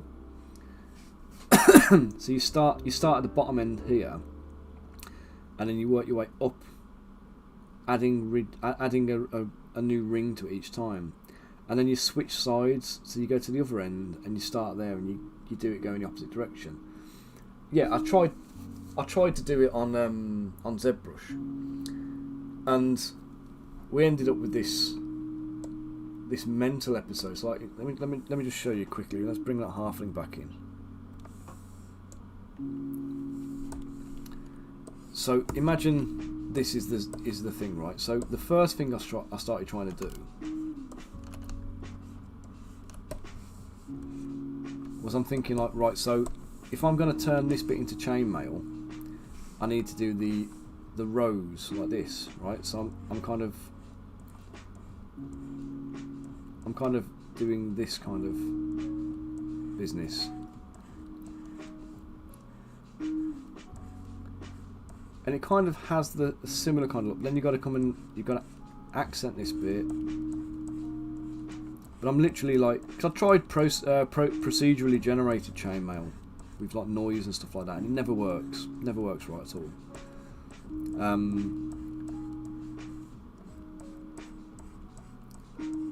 It might look alright on a render, but then it never works properly as a miniature. So I'm doing that, and I'm kind of going, alright, it's not quite what I'm after. So then I came back in, and I'm like, let's put a little hole, let's deepen the holes here, so it looks a bit, you know, there's something more for it to pick up. So I'm adding the holes in, and I'm going back, and I'm layering this all up. And then I thought, well, actually, what I need to do is I just need to like donuts, overlapping donuts, right? So I ended up, and I did this on an entire coat of a model, right? Sculpting these layered rings. Because the problem is when you're sculpting on a miniature, you've got to account for the what we call it now, like the textural exaggerations and stuff for scale. So I'm sculpting these donuts like this constantly, and it was such a monotonous process, and it took forever, and the end result looked good. Yeah, it was all about the result on the print. The model I actually did it on was this one. I'll show you.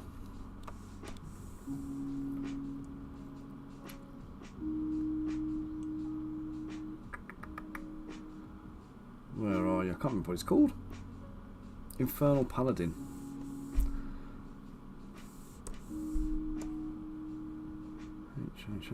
Infernal Paladin. So Infernal Paladin on Nightmare.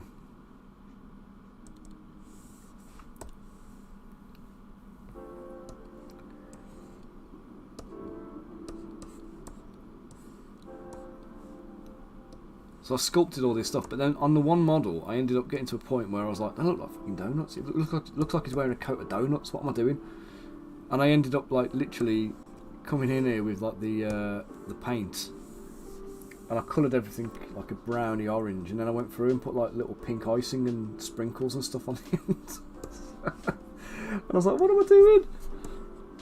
Like I've gone absolutely crazy over this kind of thing, just because every single ring was like hand done. It was just a killer, but yeah, it was funny, but it was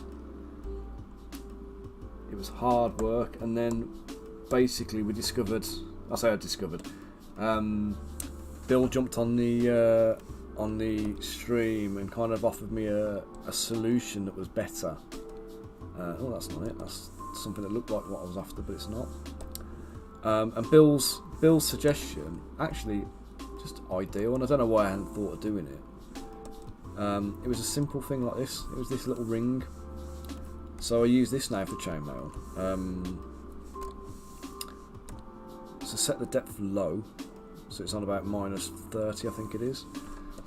Come in there, set the brush size so it's about the same size as these rings.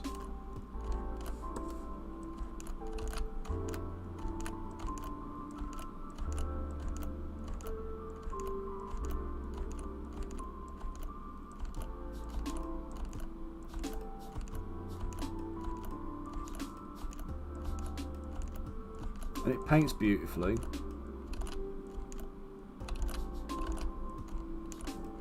It looks the part. It shows up nice in the render. And it's just an insert brush. It's just so easy. You just hold control. You start drawing it, hold control, drag down. And as long as you drag the direction the same, there's like a slight, I don't know if you can tell, there's like a slight angle on it. So it's not just a cylinder with a hole in it. There's like an angled cutaway in it as well. and you can just literally just go over the whole thing, and it avoids the monotony of having the procedurally generated stuff, but it also means you don't have to have a seam line in there, which obviously you always need, and I always really notice the seam lines in chainmail. So this was just like a little simple tool that was a good way of, you know, creating chainmail on a model.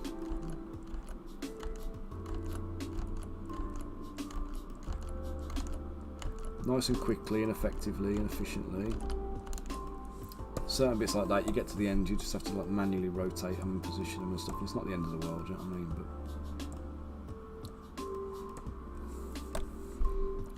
But and actually, what I discovered was you don't even need to be too fussy about it all, because again, the objective of this is the end, the print at the end. You know what I mean? It's not about what it looks like on here; it's how it prints. And all you need is the texture to pick up on the... Yeah, that's it. You don't want it looking too uniform, do you? It's...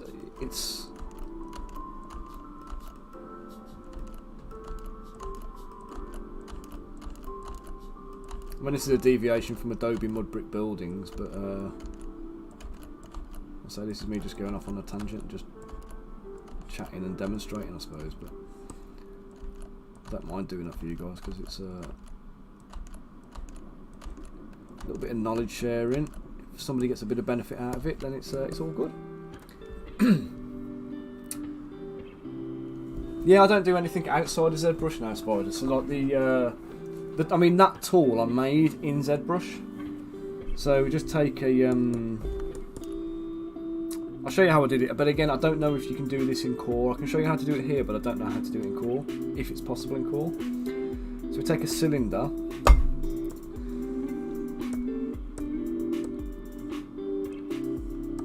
make sure the cylinder's active. So we go to Z Modeler, hold space down to change what we want to do. I want to insert a single edge loop, about there, okay. And then for this edge loop, I want to go polygroup the edge loop, and then we're going to go onto here, Q mesh. Oh, it's not Q mesh. I want a Q mesh, but I want to Q mesh a polygroup all. You get that? Drag that down. Okay, and then I think from here, if I remember right, I might have done this. I'm not sure.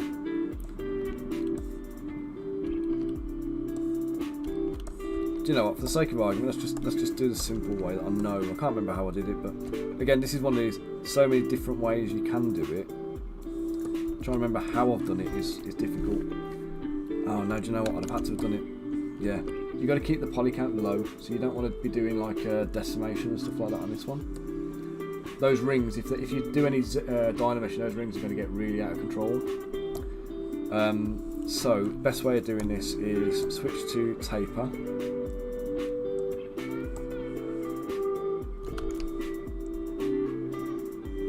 Is it there? No, that weren't it. That's horrible.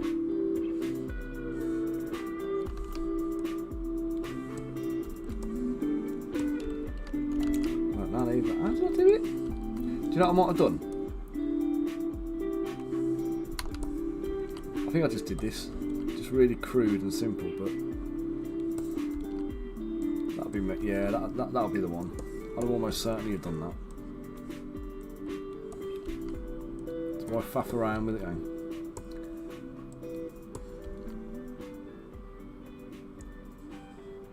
Yeah, I refuse to upgrade. I've got ZBrush 22. Was it 2022.0.8, which is the very, very last version that they ever updated, as Yaya says. And that's where I'll stay now. I'm not going to go subs after this. Not unless I end up employing sculptors and having to physically there we go, divide it a few times so it actually becomes a ring. and then possibly I would inflate that a touch because it needs to be a bit fatter than that. And that'll be it. You save that now.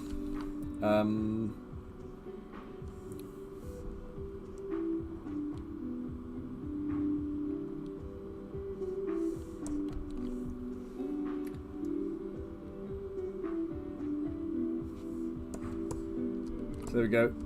Fairly low poly. It's 2,000 polys. It can probably be a lot smaller than that, to be fair, because it could be a lot shorter. We could lose a load of these. In fact, if I wanted to, I can go in here now and I can just go delete poly groups. So I delete edge loop complete. I'll delete the.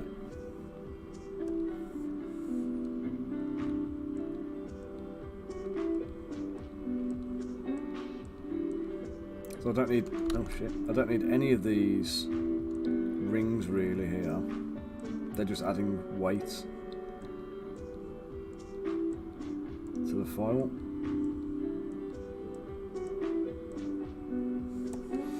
I'll leave that last one in. Let's take that one out. I'll lose that one as well for what it's worth. That one can go. It's not required. That one won't go because it's essential. And yeah, that's it really, isn't it? There's not really any anything else needed there. So that's like the ring then. And then all you have to do is rotate it forwards, fill the screen with it, and then just go to brush. Where's my brush menu? Go to brush tool, sorry.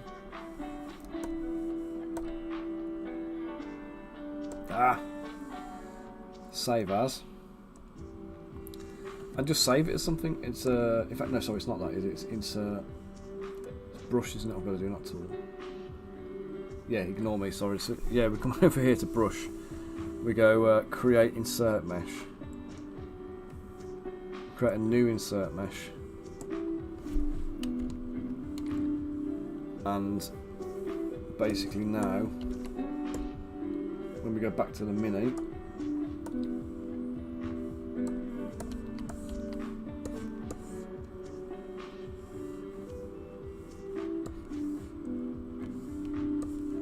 We do this and we go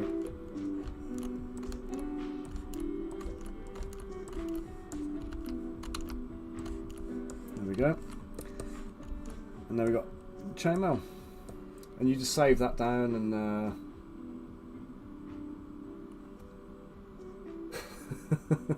yeah, curves. Knife, fix the bloody knife brush, that'd be nice, wouldn't it? Again, I've left these too high. I haven't set the depth on them, so they've not anchored into the cloth. But with the chainmail, it's nice to get like the cloth sculpted like this, where you've got the folds and everything in it as you want them, and then you can add the chain links to that. Yeah, Spider, there's probably nothing wrong with the current version of ZBrush in terms of what they've added to it or anything else. But so it used to be owned by a company called Pixelogic, and now it's owned by Maxon. And when Maxon took it over, they've basically put it onto a subscription model, so you have to pay a monthly fee for it now. Whereas, like when we got it from Pixelogic, Pixelogic basically said, "You buy it now, and we will never charge you an upgrade fee or anything. You know, free upgrades for life." So they did that, and then Maxon took over and they honoured that up to a point, and then they went, actually from this point on, if you want your upgrades, you're paying the monthly subs. We're no longer supporting this version of ZBrush. We've created a new. Your version is free for life, but we're no longer updating that version. This is the new one, and it's sub only. So yeah, not happening.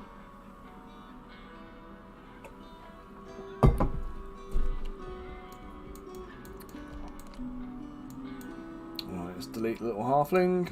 Let's delete the chainmail demo piece. Let's do the thing I'm actually supposed to be doing. Right. So the next bit I need to do is the texturing on here. So I'm going to come in. I can use the rock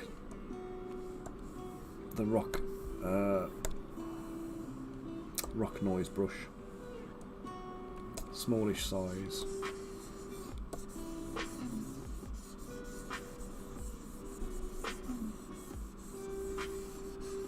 Now when I'm doing rubble, what I also tend to do, let me just...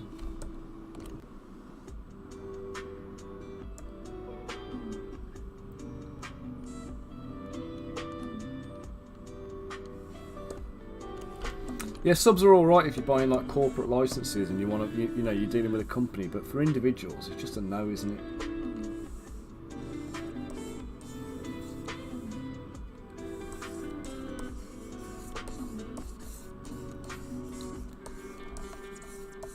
Right, so anyone who's a hobbyist will know that when you're making bases, you put sand on a base, and that emulates the kind of the ground dirt. Or any old school ones do at least. And what I'm trying to do is I'm trying to get the same look here by using orb cracks, but I'm using it with colour spray, which creates this kind of like stippled texture. So if you were going to be throwing down piles of sand onto the model to texture it up, this is kind of the alternative.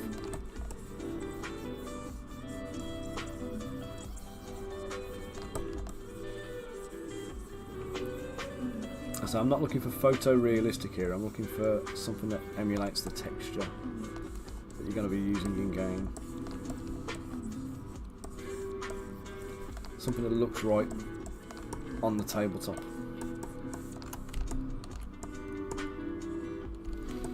So we've got some bricks, we've got some rubble, we've got some planks of wood.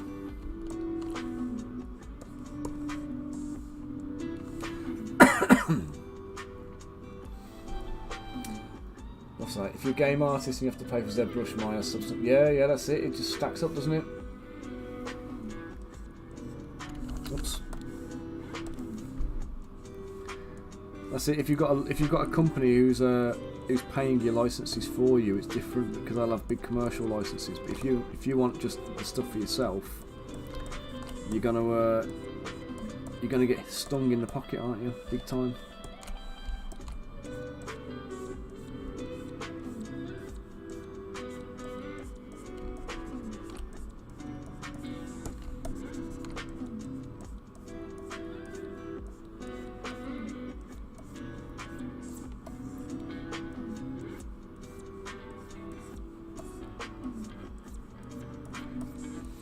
I think when I bought ZBrush, I paid 700, I think it was, for the license, and it was a lot of money, you know, at the time I bought it. I mean, it's a lot of money now, 700 quid for a software license, but it was worth every penny of it for the amount of use I've had out of it, and it's, you know, it's allowed me to kind of make it a career, if you like. Because there's a few guys like, you know, Paul Hicks and Matt Bickley who, you know, they're very well known in miniature sculpting, and they make a good living out of traditionally sculpting models. But it's not easy. Do you know what I mean? It's not easy to turn around the volume of work and actually make a name for yourself in that kind of market. These guys have worked for like the big companies in the past, and you know, they've got that kind of reputation already. It's not something you can necessarily build up in the same way you could with digital sculpting.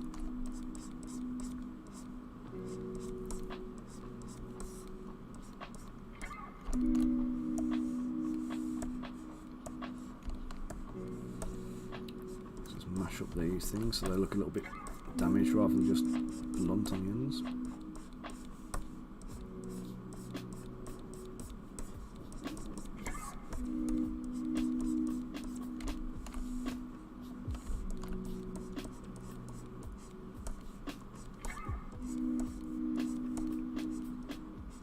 I mean, the problem is you've got your nearest free alternative to this is Blender, and it's just not the same. It's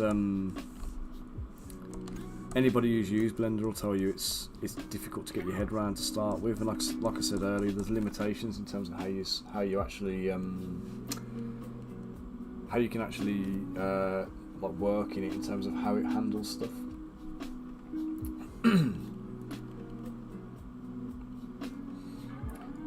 someone remind me on the Discord later to change the message on the thing there, so it doesn't mention about the minis every month on the Patreon. Rich, thanks for the resub, mate, and you, yeah. Appreciate you guys.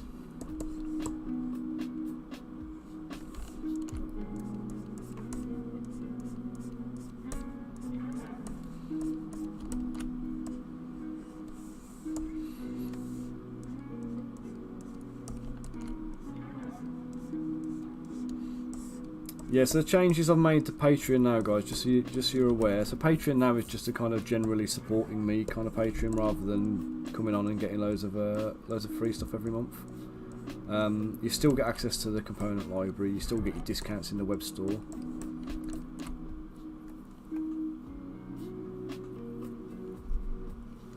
No, I've changed Patreon, mate. So basically the Patreon as it was, where I was doing monthly releases, I've stopped doing it.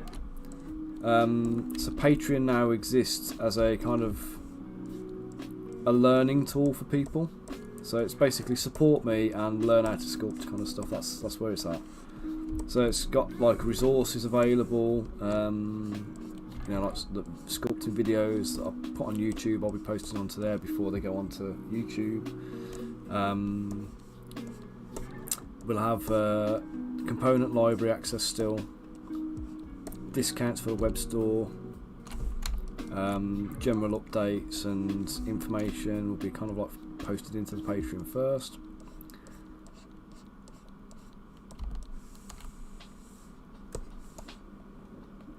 So yeah, it's going to be there'll be no monthly deliverables through it.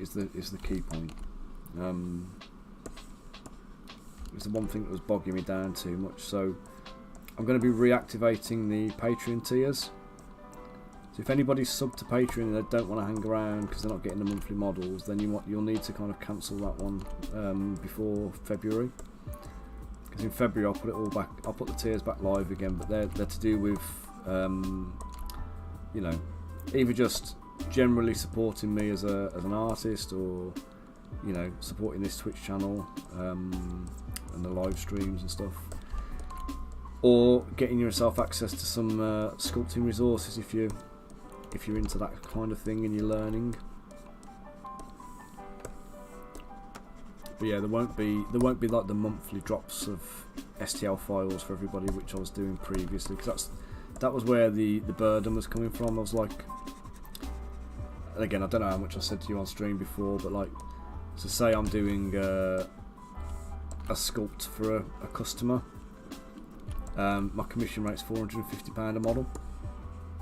So if I treat Patreon as a customer, and the expectation through Patreon is for me to release like 10 models a month, then Patreon needs to be paying me £4,500 for the 10 models, and it wasn't even coming close. So it's basically just massively underpaying me for my time. So it becomes hard then to justify spending, say I spend a day doing each sculpt for the thing, and that's 10 days of my month are done for Patreon, sculpting Patreon minis, but they're paying for 2 days instead of 10. Do you know what I mean? So I'm giving it 8 days for nothing, and the numbers aren't going up and it's not increasing. And in the meantime, because the money's not there from the Patreon, I'm having to take on more client work to pay the bills and everything else, and that's complicated stuff that takes time, and it's not always straightforward, but then that eats into the time I've got to deliver for the Patreon. The Patreon ends up being late and overrunning, and I end up owing models into the next month, which has a knock-on effect. So yeah, it's just a stress I could do with dropping. So it was time to, I've done it for like 4 years, so it's a shame to be dumping it, but I don't feel, unfortunately, they had a choice in the matter in this one.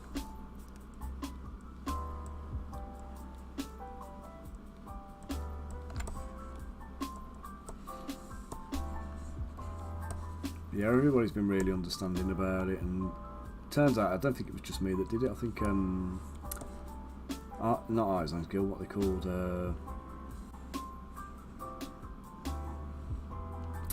What are they called? The ones who did the bloody Vikings? Asgard Rising. Believe they did. They made the same decision around about the same time. So.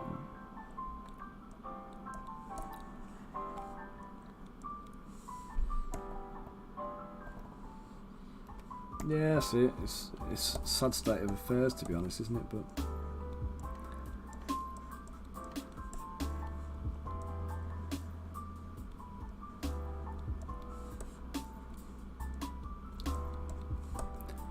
I mean, I do get frustrated at times, to be honest, because I started at the same time. Well, very slightly after Artisans Guild did, and I saw those guys just kind of like going crazy with like their success. And they did phenomenally well out of it, do you know what I mean? But then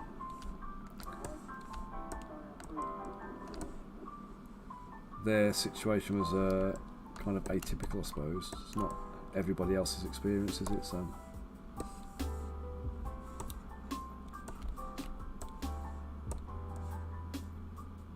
well, I don't know. Are they still doing as well now? I don't know. I'm not seeing them lately. I see some of Andrea's stuff, but I don't think him and Francesca are together anymore, are they? Ah, cheers, Rich. I'll say you'll be buying Crystal Collapse going forward, then I think, because that's the way I'm going with it.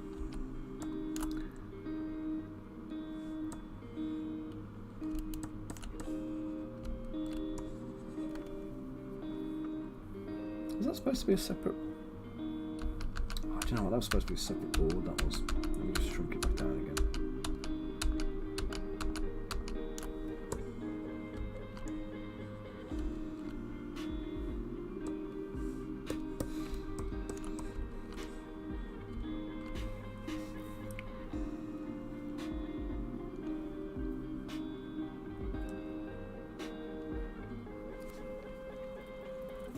Right, so for this then, the way this is going to go, we're going to have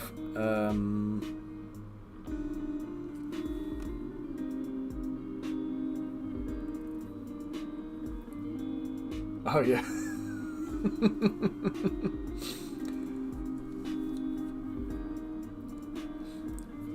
Well, the thing is, it's like, it's the reason I do the streams is because of the basically holding me to account for making sure that the time I'm streaming is sculpting time. So it's commitment for me personally to be doing this. That's why I'm here doing the streams. But then obviously the web store and everything else needs to kind of like, you know, do its bit. My mini factory sales contribute, cults to a lesser extent. I mean, really what you need is like an admin team to kind of like be rolling out uploads in different places, but it's having the resources, isn't it? I had Hayley doing it for me for a while, and then obviously she had to go back and do teaching full time, which frankly sucks, to be fair, because it's not a nice situation for her to have to be in. You know, we thought she'd left teaching for good.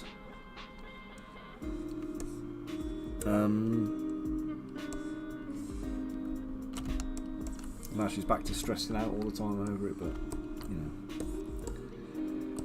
it's one of them. We've got changes happening this year, which again I've told you about some of the changes. Some of the stuff is still in discussion, it's still going on, so there may be more changes happening. But we're hoping Crystal Collapse is a bit of a G up for us.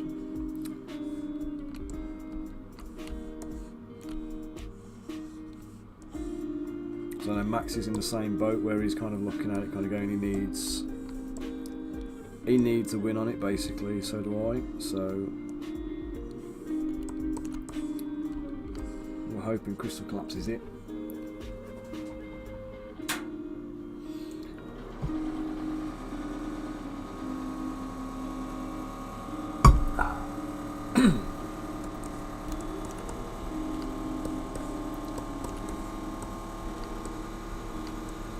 So you guys who come and join me on the streams, you like my work colleagues here as well, so keep me sane, keep me talking.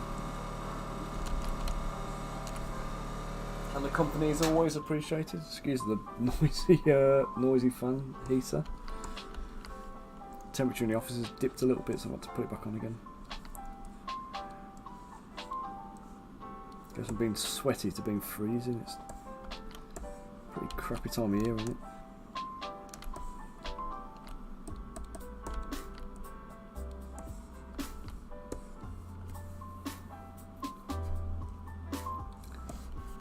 Yeah, I've seen quite a lot. There was robot rocket, was it, or rocket robot miniatures, the ones who do all the lovely busts and the lovely dio pieces. Well, you know, it's just being here and talking, isn't it? You know, that's all you need to do. You don't need to particularly do anything, but so I'm just showing up helps.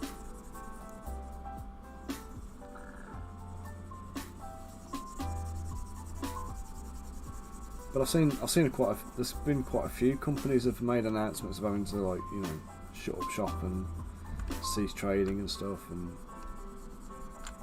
it's always bad times, isn't it, when you see those kind of things. Oh shit. Oops.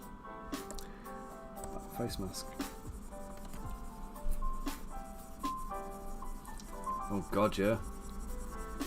Yeah, you did well on them braids, yeah.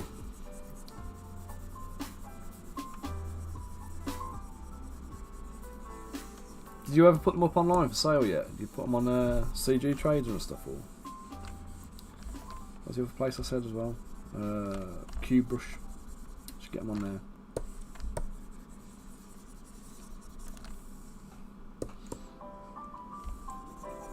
I mean, they're pretty niche, so they're not necessarily something everybody's going to go out and buy, but they are cool.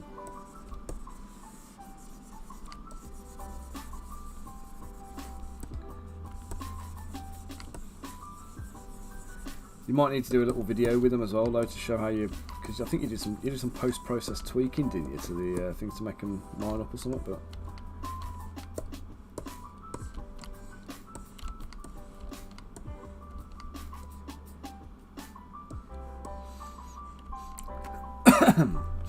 right, I think that should do it. Right, so let's save it first. This is when it does my head in and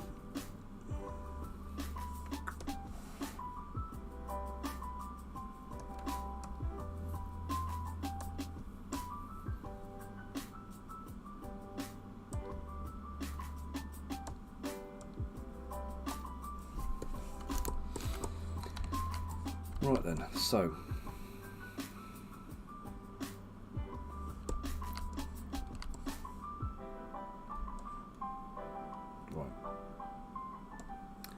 we've got the walls here. I'm going to take these pieces, duplicate them. We're going to go up here, and then we're going to inflate them until they're bigger than the current holes. Up there. We're going to dynamesh them. 360 is too much, but that'll do. And I'm going to boolean this out of there. So first thing I'm going to do is 240 will be fine. 240 in groups, dynamesh it. Pray to God that I don't end up with a crash again.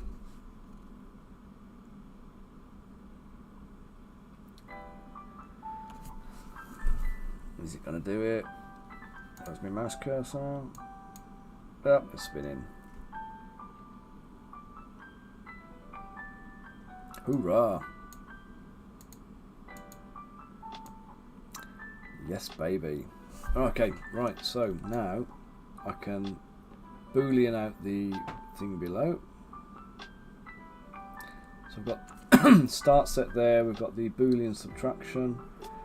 We'll merge down, and what we should see is these two brown rafters that are running through the middle should turn white, and that means they're subtraction meshes. We're going to group, dynamesh, and hopefully end up with some nice size holes running through there.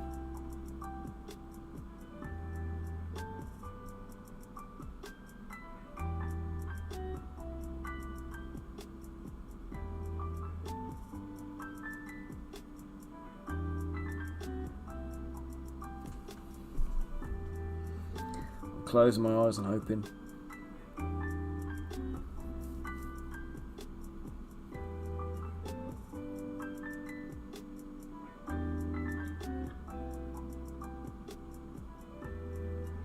Do you know what I think? Actually, at this point, I could probably group all the bricks together and probably save myself a little bit of memory and headache here.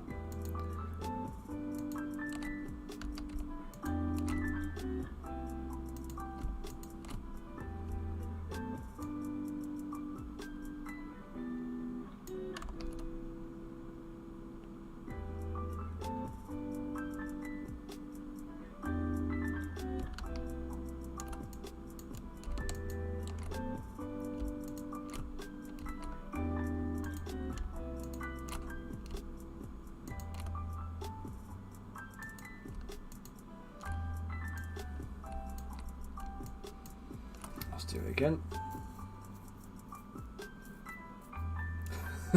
Like a madman's children's toy. I quite like it. I quite like working with it with all the colours. I mean, sometimes it's just good to see the. I mean, I tell you, yours looked amazing with the colours on them bands. They just looked spectacular.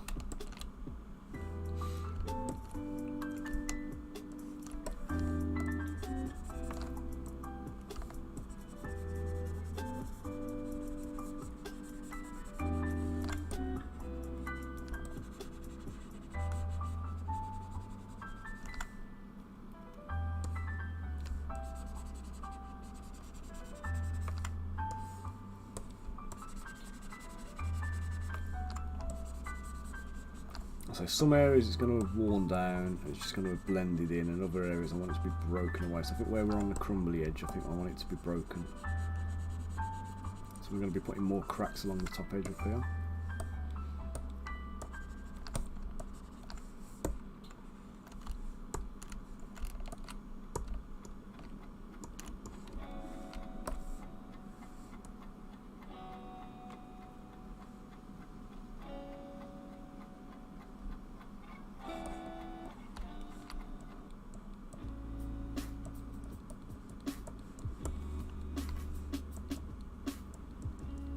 You knocked that one out of the park, yeah. Proud of yourself for that. That was some seriously like stepping up to the mark modelling work. That was done with style and panache.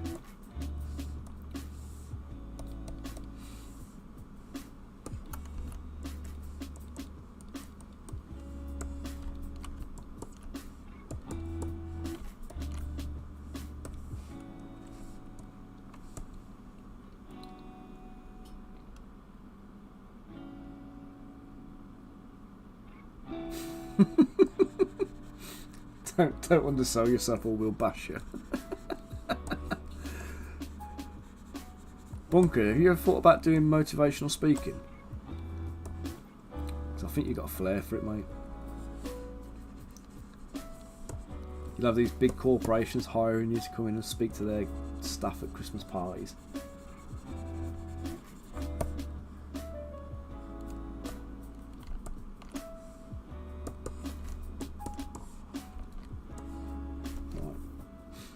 Right, now, I am happy with that. Are you tosser? I was happy with that.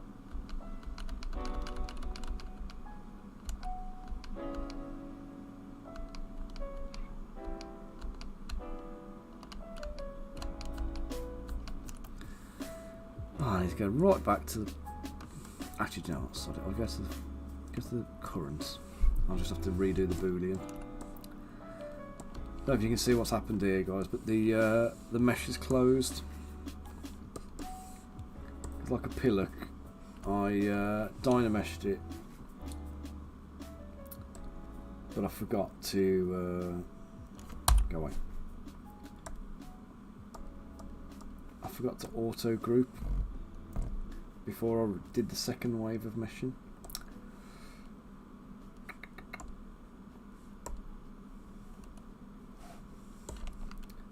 So I'm going to turn that off. I'm going to inflate these again until they're big enough to fill that gap. Okay, I'm going to Dynametric polish with the size reduced because that will take away all the surface texture. Or the majority of the surface texture that I don't want at least.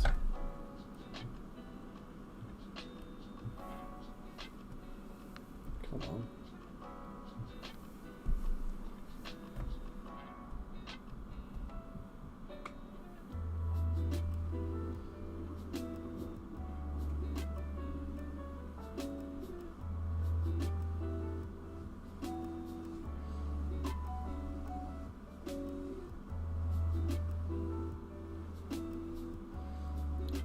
Oh, the other funny thing I've put in as well.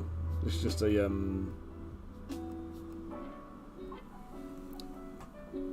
the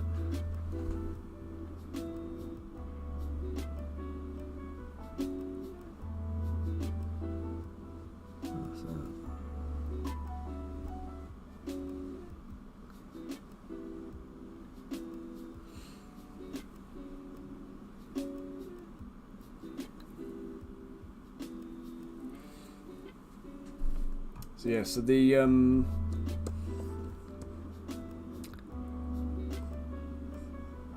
sorry, I was going to say something and then I got distracted by a message. I'm going to dynamesh this out of here now, so put it back as a Boolean negative. I'm going to merge down, I'm going to put the holes back in.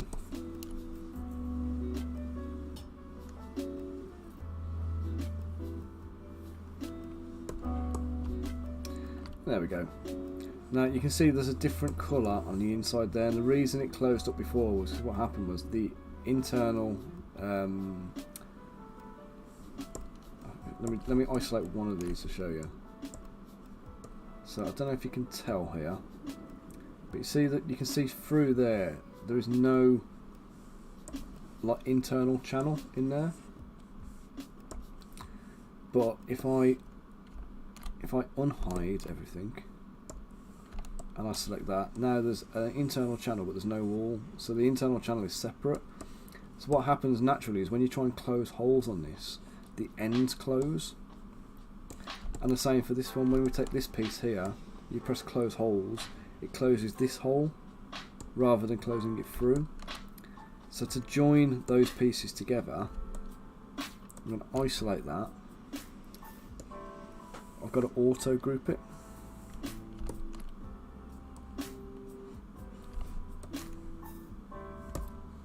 And I've got it through the bricks as well then.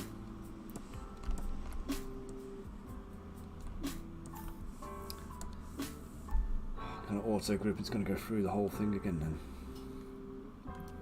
Isolating every bloody brick. Oh god, ZBrush is green.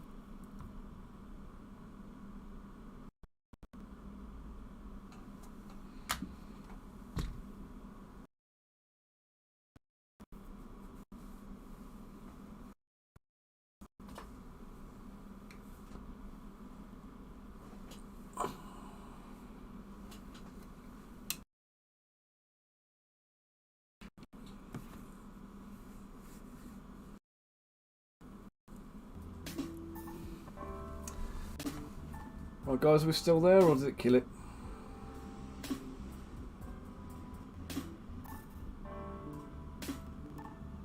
Everything my end is laggy as hell here.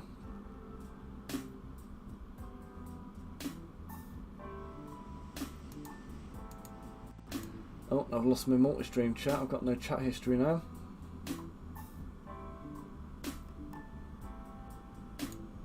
It's okay. Good. Okay, right, it's done it. Hooray.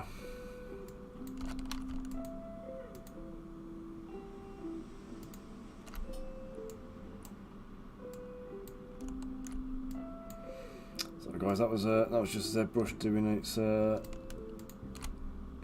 fret to crash thing.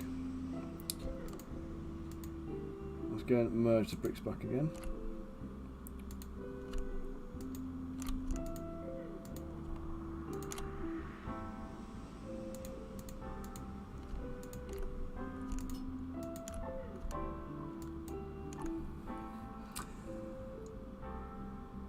Good, good, good. Thank you guys for letting me know. Right, so we're back on here now. Right, so let's just save this so it doesn't shit out on me.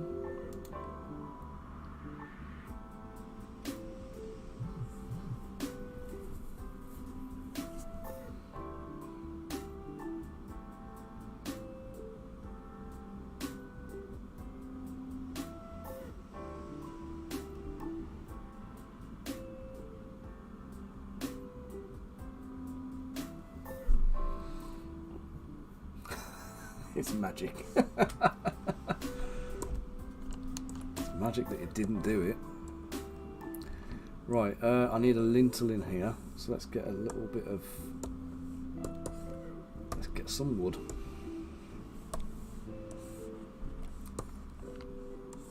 Not like that, bunker.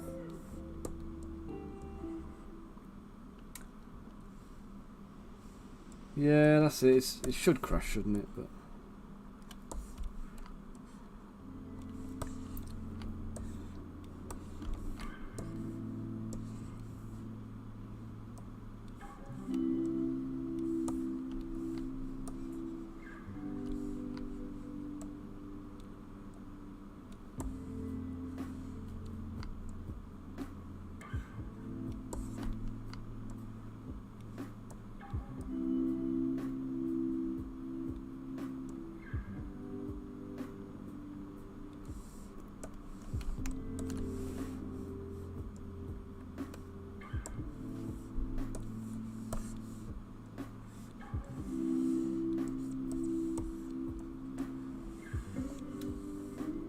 so a bit of old wood. I want to just kind of like just mash up the edges a touch.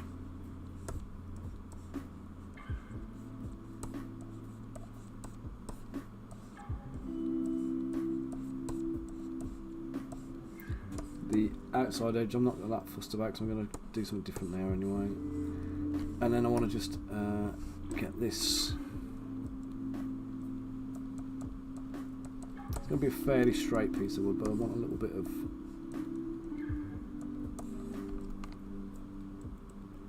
You know, it's not been milled or anything or planed, completely flat. It's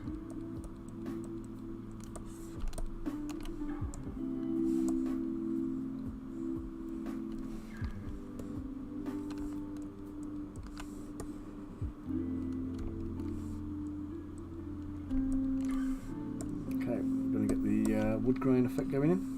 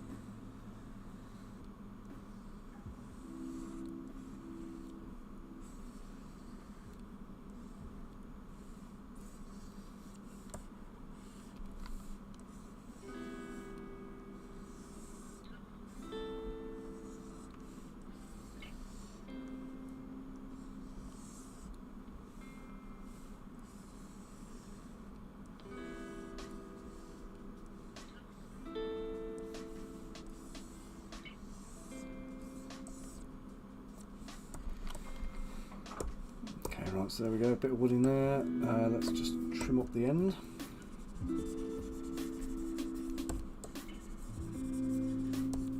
Let's bust it up a touch.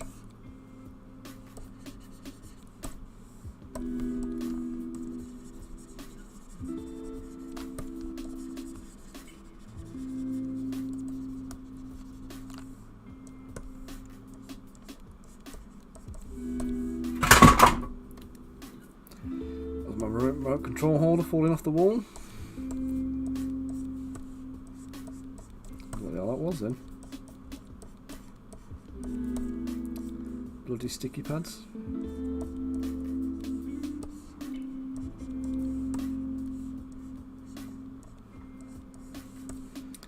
Turns out they're great the first time you apply them, but once you remove them and try and relocate them, not so good. Do not know why that surprises me.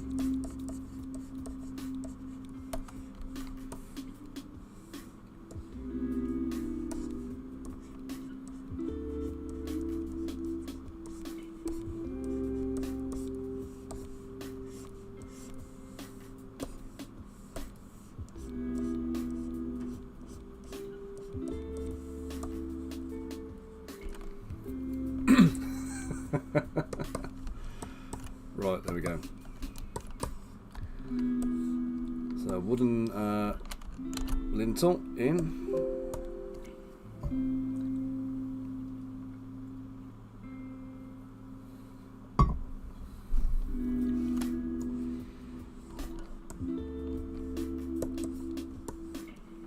Right, now I need to remove the panels off the top. Did I just save it? Just save it again, just for posterity. Oh gosh, I'm just going to pop you on a mute a second. It's got a little call coming in.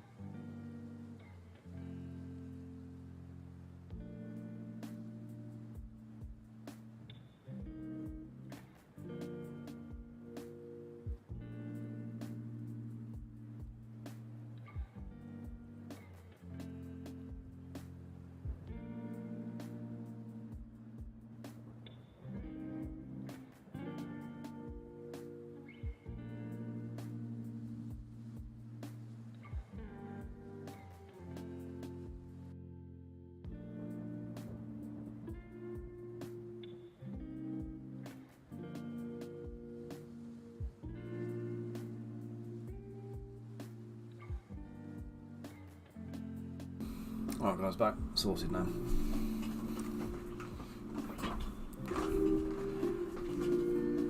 Ow.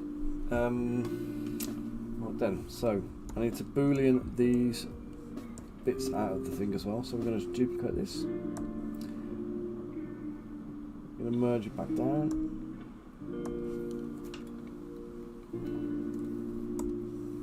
So this will print as one piece, which we want. And what I want these bits here to cut into the side, so we're going to just do what I did before. I'm going to inflate fairly significantly.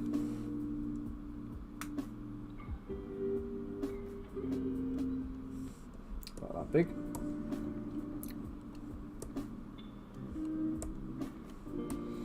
Wow, there's loads of little artifacts in there, aren't there?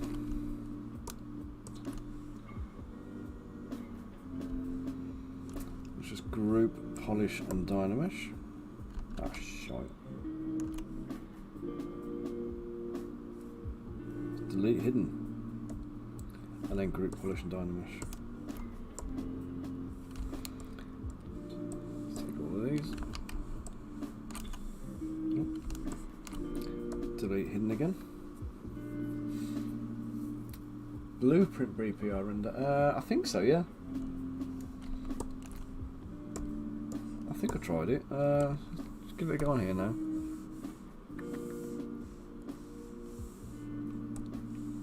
I mean, it's not something I would typically use, but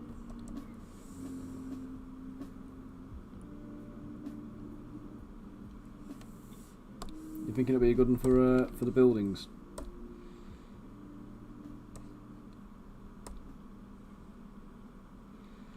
don't think it tends to work very well when there's lots of texture, when it's high texture. I think if you keep things quite simple and you've got like straight edges and cubes and boxes and things like that, for a block out it works. It might be that I've just used a bad version of it there though.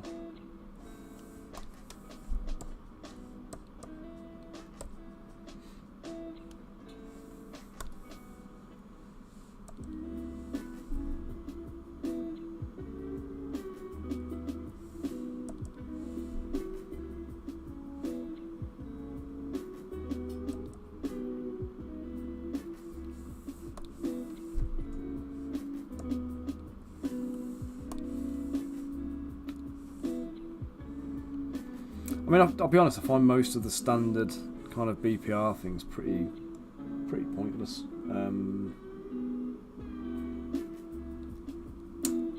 Right, I get what you're trying to do there. No, I don't, unfortunately. Do you know who might? Riz. Riz will have a solution for that. Ping him a message on the Discord. Hey Rosie, how you doing, mate? Keeping well, sir. You're missing me.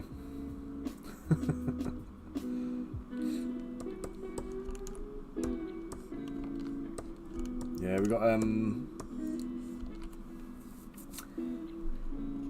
back in the swing of things with the streams from today.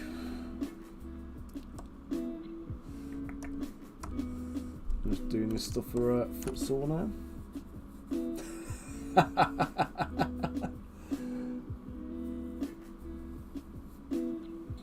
You bastard. No, yeah. Message Riz and ask about the background grid thing. Riz has got like a little solution for it. I'm not entirely sure what it is. He's tried to explain to me a couple of times, but it's all to do with kind of having the scale locked into the scene. It's like where I use a ruler to kind of gauge my sizes and stuff. Riz just has this like scale, so he just knows everything's the right size. And he's got like an actual measuring grid on the screen, so we can kind of, you know, refer back to that. So, how's things, Rosie? Good Christmas, good New Year. You keeping yourself busy?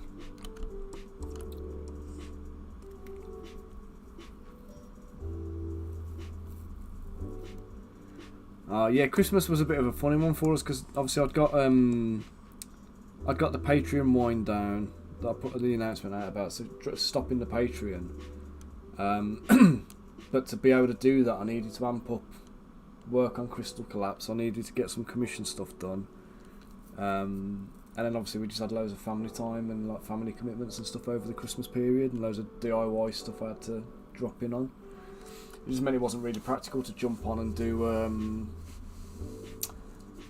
what do we call it? Adam, how you doing, matey? Thanks for dropping in on the chat, dude. Yeah, it wasn't really practical to actually get back and start trying to like jump in with streaming and stuff until everything was done. And all those little jobs I had to do was stuff that I couldn't really stream and like show online and stuff you don't want to see now. I assume you don't want to see like a website being built from the back end in the boring bits. Do you know what I mean? So setting up all of the domain and all of that good stuff. You know, it's all necessary, but it's not the most interesting stuff to be doing.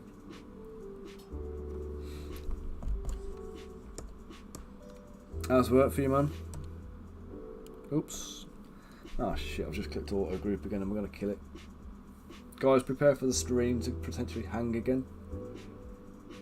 Do apologise.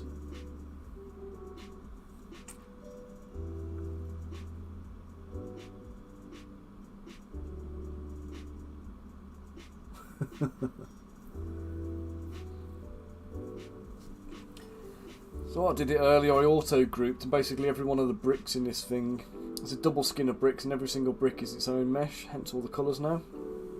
And last time I did it, it hung like a good one. Right, let's put some crumbles and some damage into some of these bricks, I think.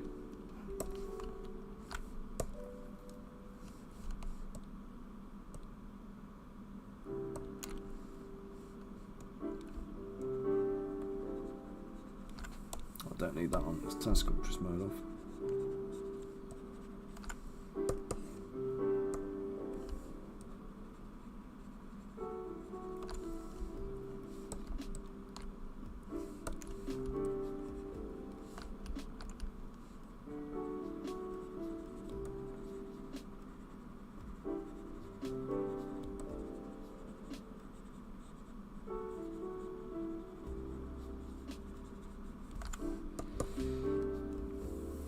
You know what I'm going to do? I'm going to just go and put a little bit of orb noise, Warcraft rock noise. Oh, no, that's the totally wrong brush. Orb rock noise into.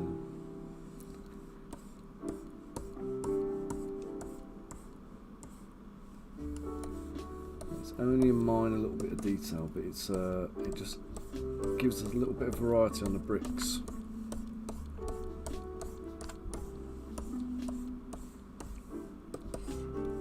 Repeat this pattern over and over and over again. Yeah, lots of bricks, Adam. Too many bricks.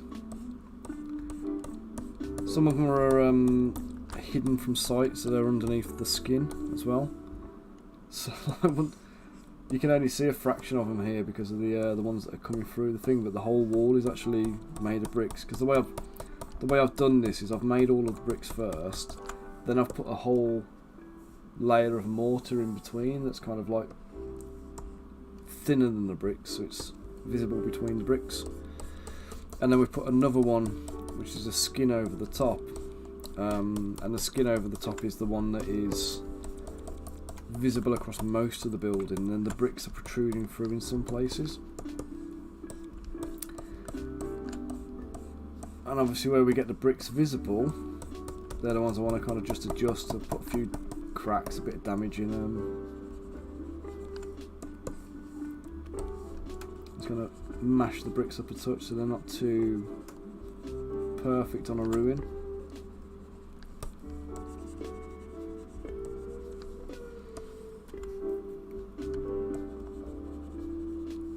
And Adam, if you want to message me your schedule, mate, we'll get another session booked in. Okay, man. Let us know when you're free.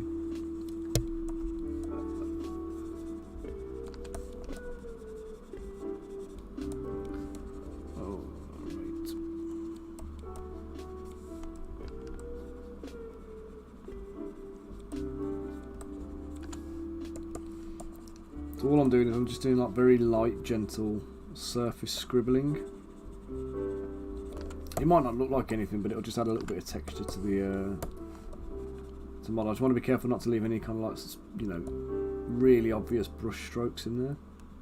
So I'm just doing very small, all over the place, directional scribblage. I'm just carving in. Awesome, man. Looking forward to it. So you getting on with the next model?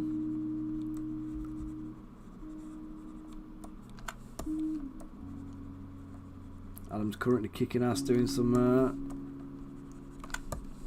Tyranid style insect creatures. Learning a lot and progressing fast, which is good to see.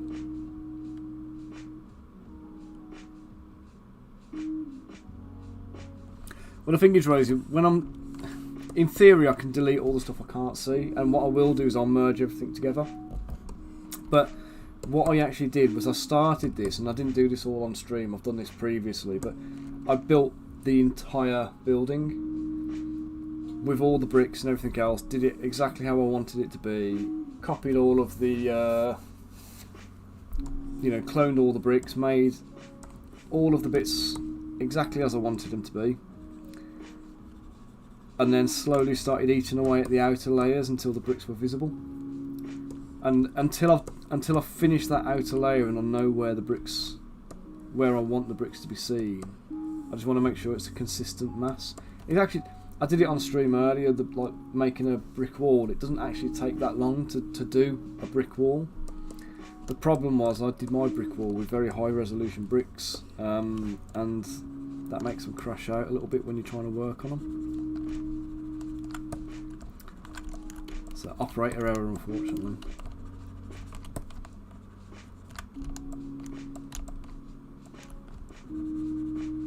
easy done as well.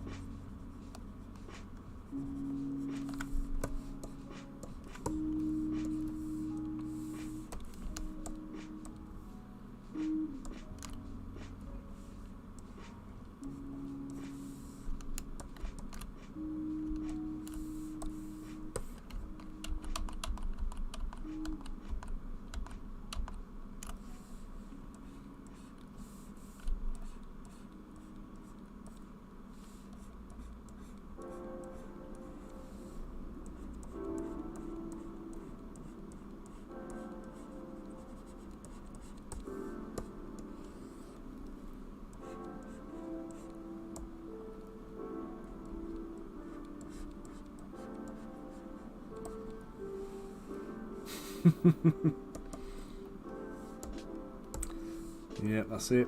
That's exactly why it hangs and crashes, mate. Cannot compute awesomeness, that's what it is.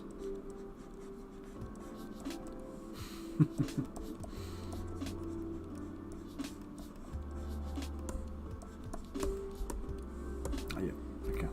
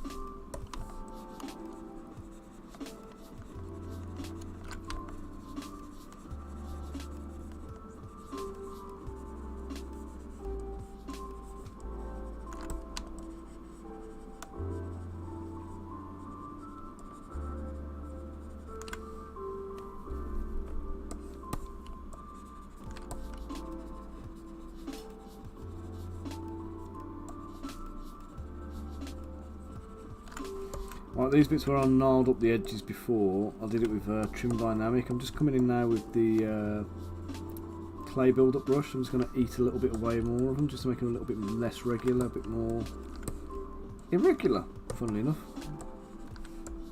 And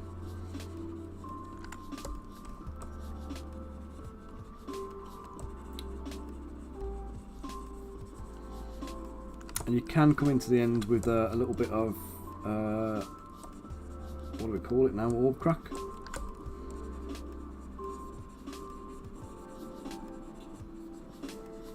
Orb cracks is quite good actually. I've used this. I used it on the vampire on his base when I was doing the broken bit of rubble on the pillar. I'll show you what I'm talking about. But basically, we come in small like this and just do like little squiggly circles, not even circles, just like little, just squiggle all over the place. And on the side you can come in and just do a little V shape and turn it into a crack, and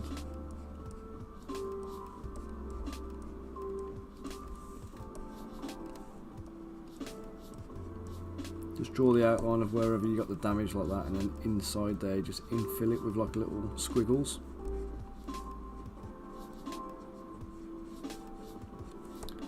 And just come off there, make a little V, little run off. You can go off anywhere. You can go off lots of different places if you want to, but it's quite a good way of just doing a little bit of like end damage on something.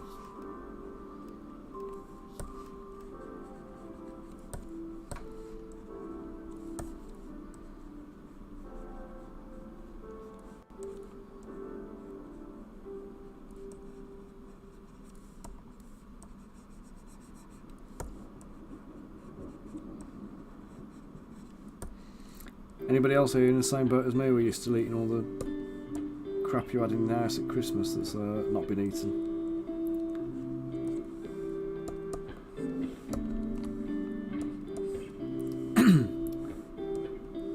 Still got a few like significant wedges of cheese in the fridge that have got to be eaten still.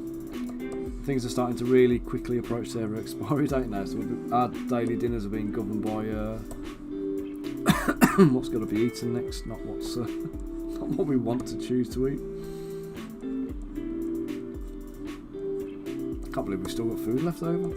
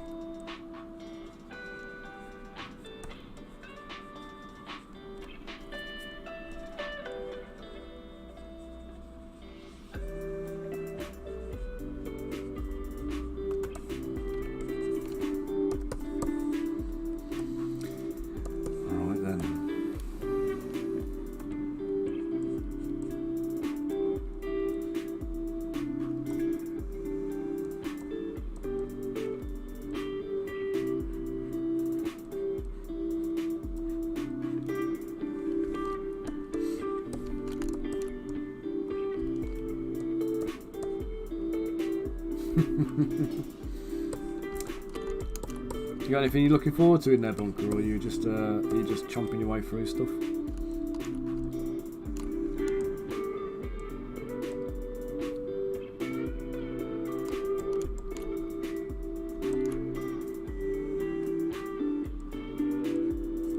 Because we had this really nice like cheese gift set off my mum and dad. I can't remember what the company was called now, but it's like a cheese box, like a subscription box type thing.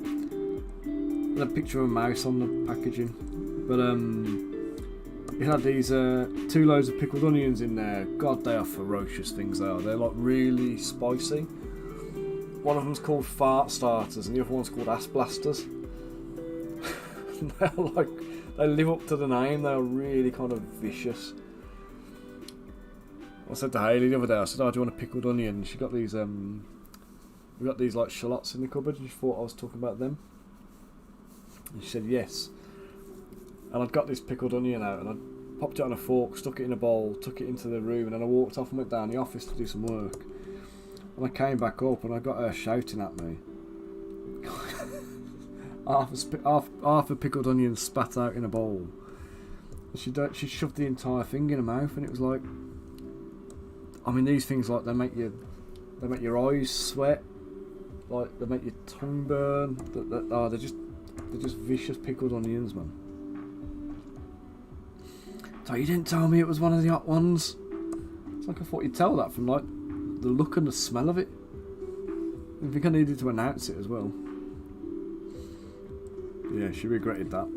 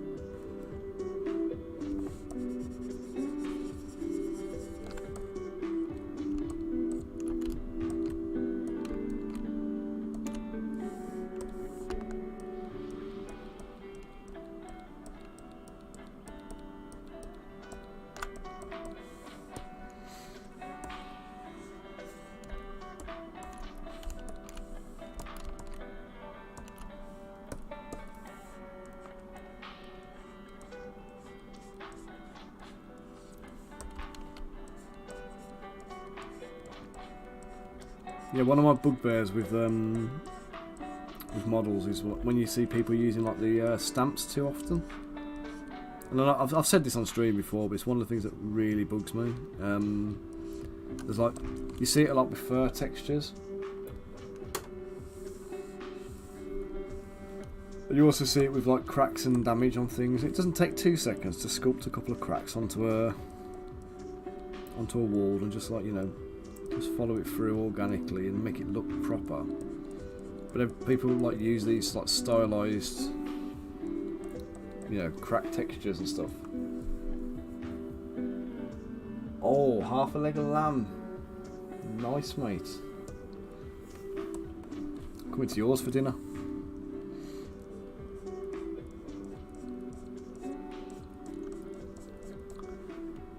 We had my mum and dad round yesterday for just to catch up.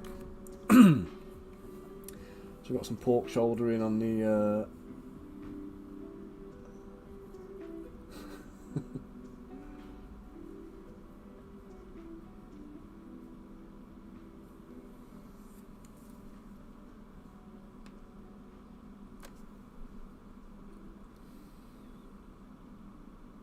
Who are you talking about? Whose workspace, mate?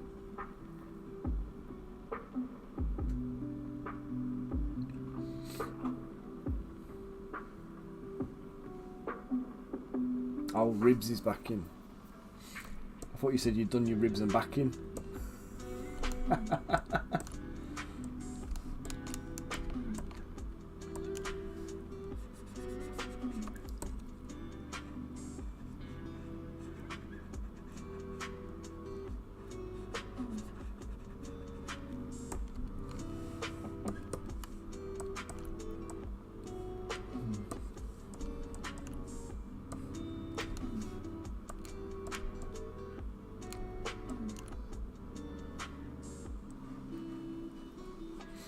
Yeah, so my mum and dad come around yesterday, so we got a pulled pork shoulder in on the pressure cooker.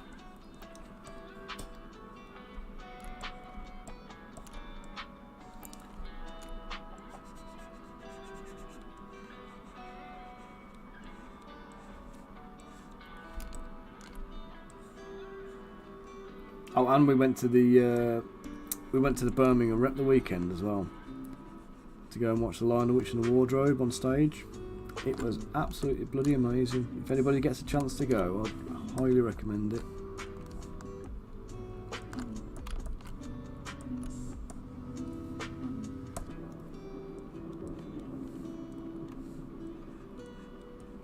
Kids loved it.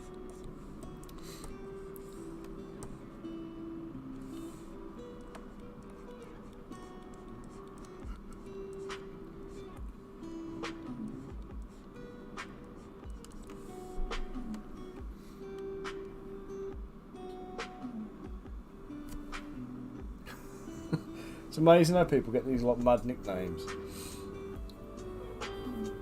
for the most innocuous of things.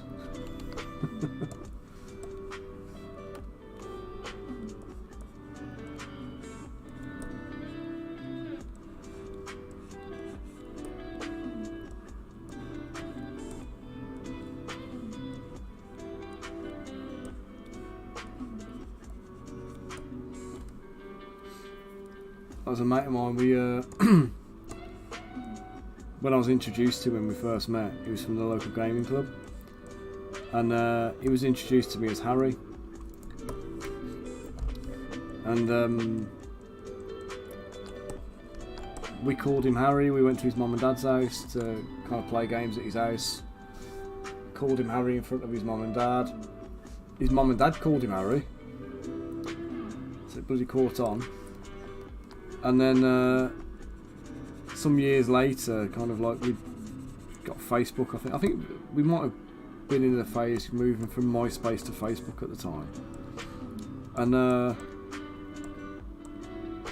he added me on Facebook. His name's Mark.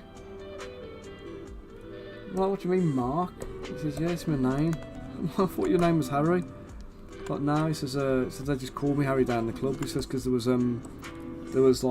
bald Mark, there was bearded Mark, there was Mark, And then there was me. And I'm like, why do they call you Harry? He says, because I wear glasses and I looked a bit like Harry Potter. It's like, for God's sake. So like, he got the nickname Harry because he wore bloody glasses. He was the Mark who wore glasses, so he got nicknamed Harry. And I've been calling him Harry for like, we've got to be really good friends, and then like, didn't even know his real bloody name. Oh, I've just undone it by accident. Yes, I have.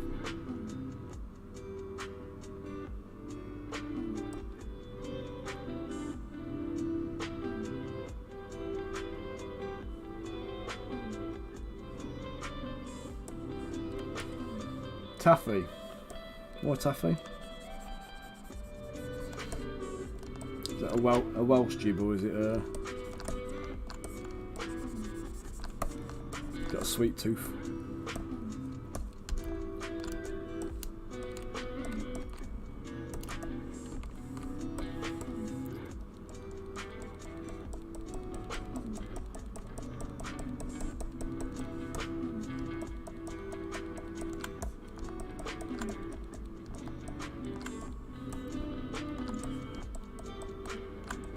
My dad's nickname was Toothy for a while.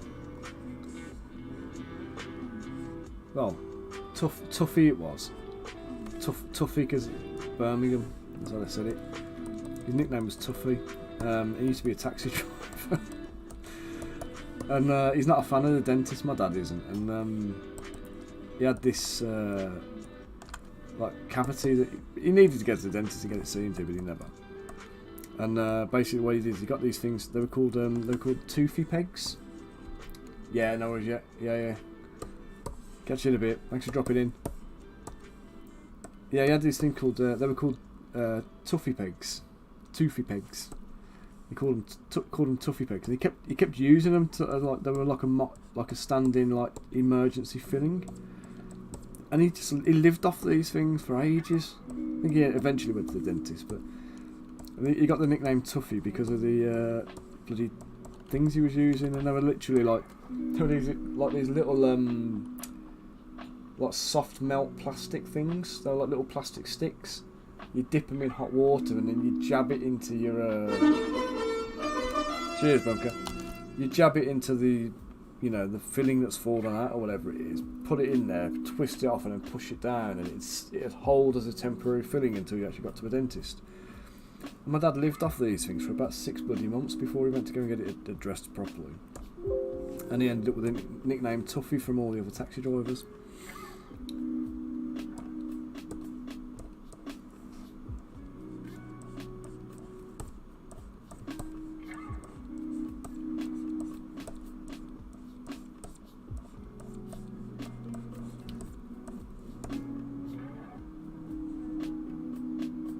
I've just saved it, Bunker. As soon as you did it, man.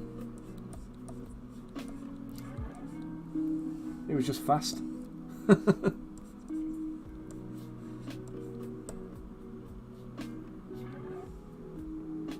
Yeah, it was shouting at me and everything, it was. Elston got me with it when he first joined in the stream earlier, and then your one just popped up and prompted me, and saved the file because of it, mates. So if it crashes now, you've saved the day.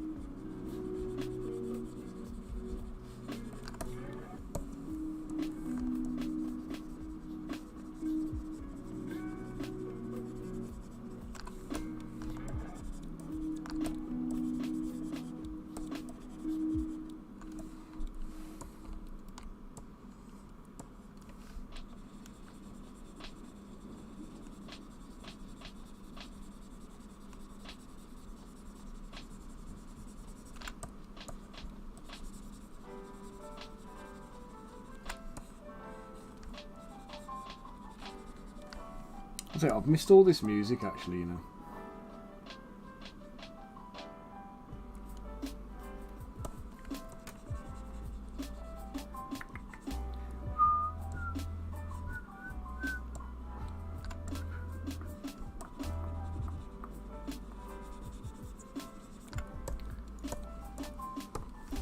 I've just been listening to like proper music over Christmas.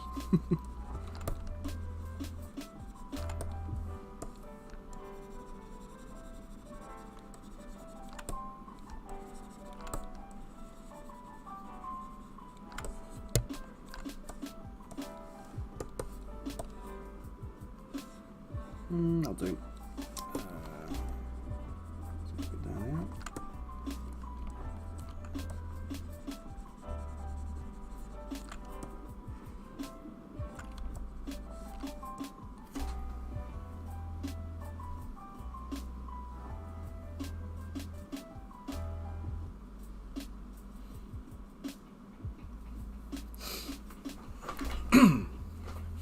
Oh, we had a funny one with the with Jacob the other day as well. We were watching there's a series, a quiz show on Netflix called Cheat, with Danny Dyer hosting it. It's quite an interesting like take on a quiz show actually, but it's worth a watch if you like a quiz show. And didn't realise it. It's rated 12. Jacob's 8. We tend to keep him away from anything that's going. I don't mind him watching like the violence in things like Lord of the Rings and whatever, where it's like they might be chopping the heads off orcs and whatever. But obviously we try and steer him away from anything like riddled with bad language. I was watching this cheat. Obviously Danny Dyer's the host. Haley's choice, not mine, by the way. And it turns around like. I think in one episode Danny Dyer said bollocks twice, and I don't think Jacob's ever heard that word before, and he just turned around and said he said bollocks twice, Mum. What does that even mean? I'm sitting there kind of going, never you mind what that means, I don't want to hear you saying it, mate. Get that thought out your head.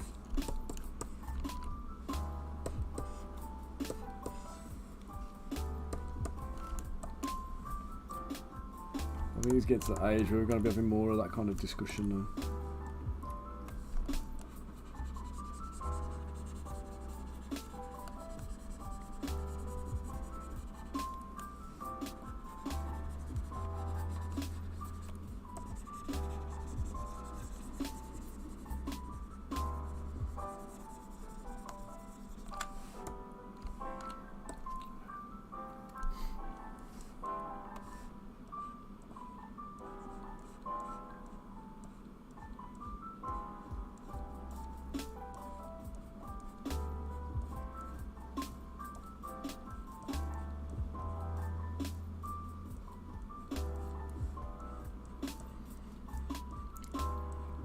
So Spider, are you into your wargaming then, or are you role-play games, or just models generally? What's your jam?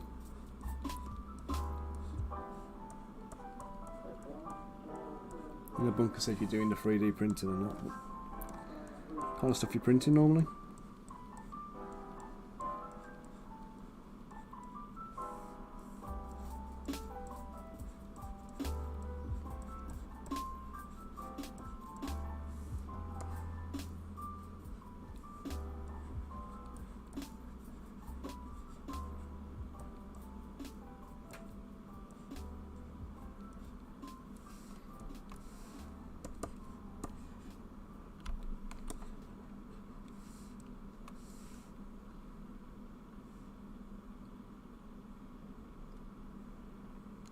What's that? You just print and paint, and if you don't print it, you don't paint it. And horror. Kind of horror we're talking.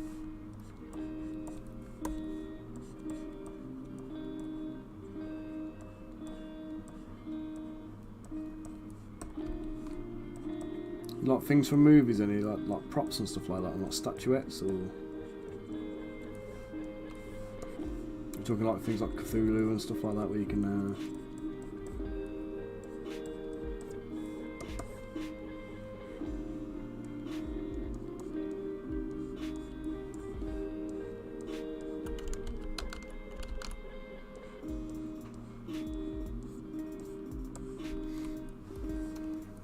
if you're into horror stuff and it's like Cthulhu type things, there's a chap called Levin Archer, Spare Studios. I'd recommend you go and have a little look at his stuff because it's awesome.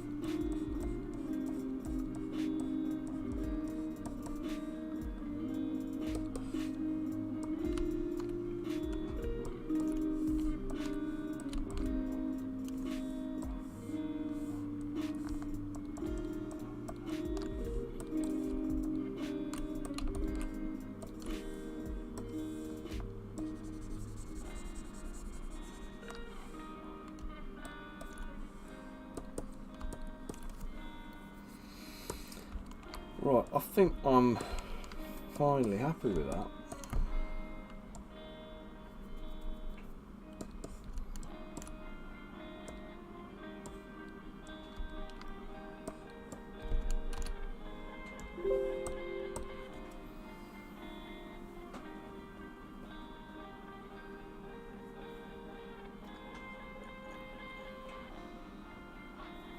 Oh, ow, ow, ow, ow. Oh, crack my wrist then.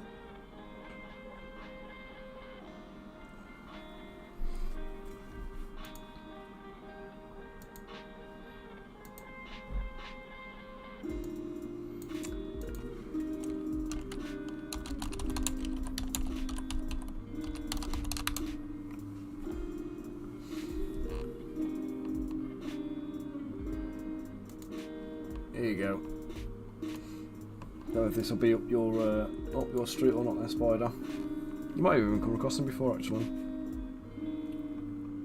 Spare Room Studio on Facebook. Got the oh, nice. Nice bit of Vecna bust.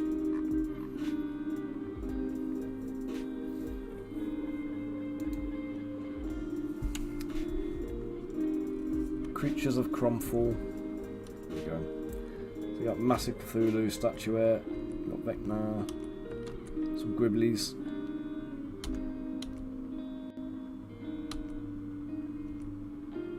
Oh, creepy zombie dragon, is that?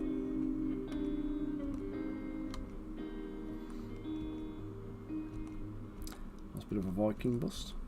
It's unusual for 11 actually.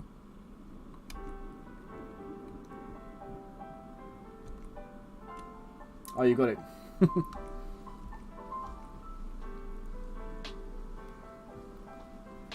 Scarthin Horror.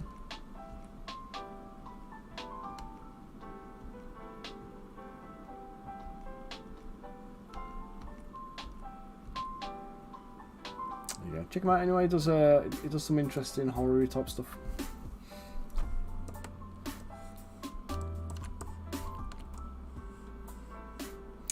Okay, so the next thing I need to do with this. Oh, like proper 80s horror movies and that kind of thing.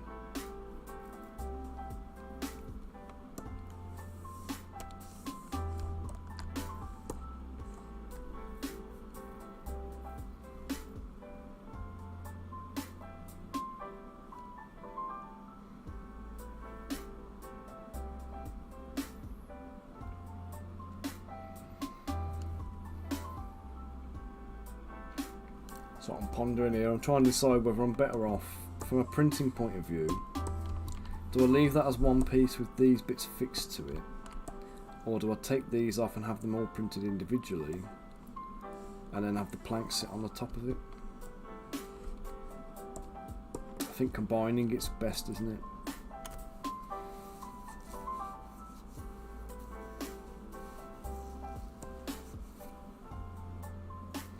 Okay, so what I'm going to do, I'm going to go through now, I'm just going to group mask on everything.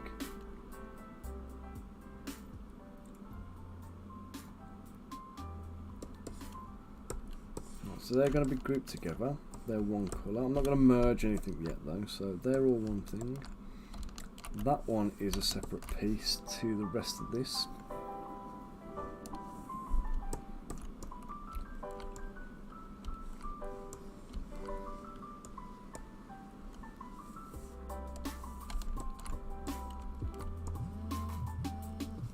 Guys, give me a sec, the wife's just calling. Let me pop you on mute.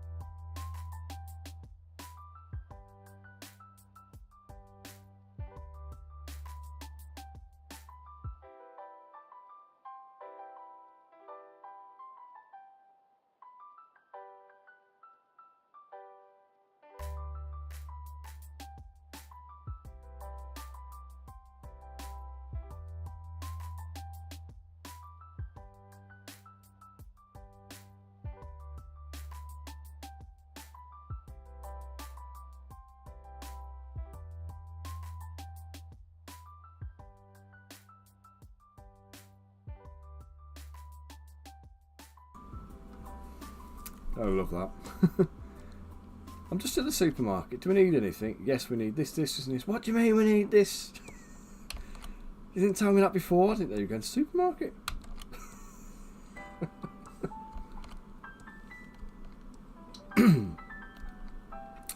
Right, now that I've got all these pieces together like this, what I can do is I can do merge visible. So merge visible creates a new separate tool with everything separate like that. Let's just take that piece and that. We're going to merge them together. Right, bump up to 350 with groups on, and we'll dynamesh everything. I absolutely must. You're right. No worries, Rosie. Take it easy, mate. I'm going to be clocking off myself shortly because I've got a meeting to jump on this afternoon. I'll catch you guys later. I'll be back on stream again tomorrow as well, so I'll be about then.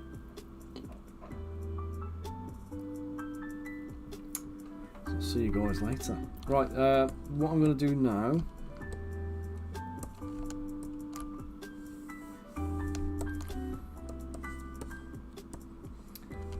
So we're going to split these off.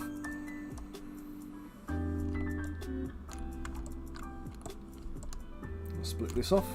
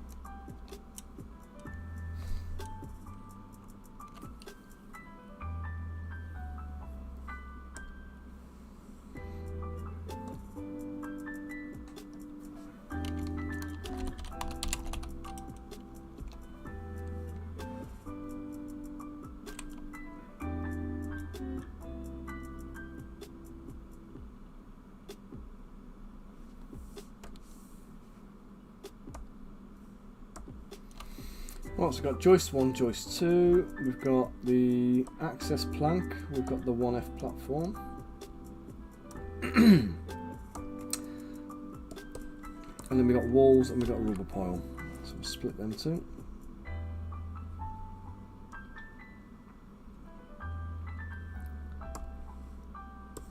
What are you working on today, Abe? Anything interesting?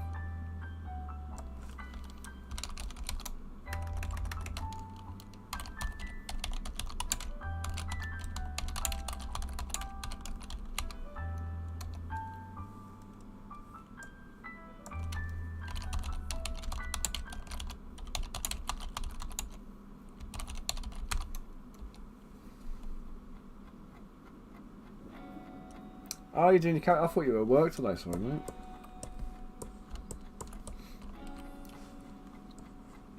Right, what I need to do, I need to boolean out the walls out of the base now. So I'm going to put the walls duplicated. We're going to bring them down. We're going to make them the subtraction mesh from the rubble, which is the starting point. And I'm just going to inflate them by 15, I think.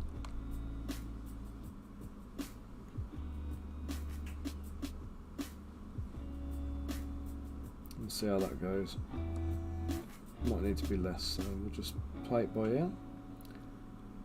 Merge down.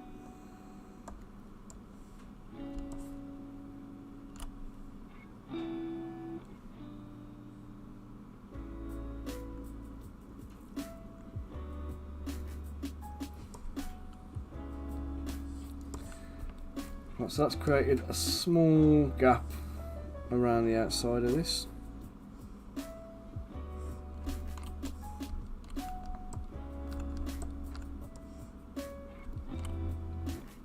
hopefully enough of a gap.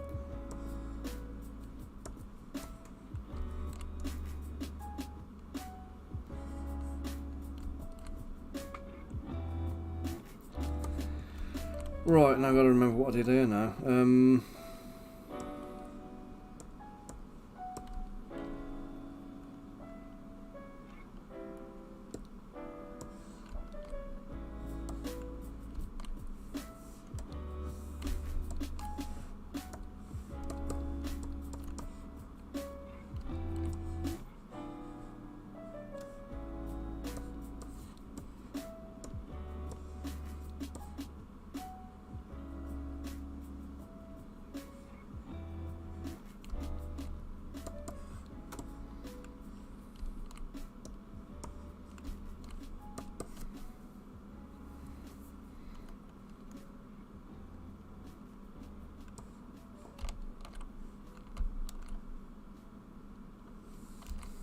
Right, so I'm going to slice this here.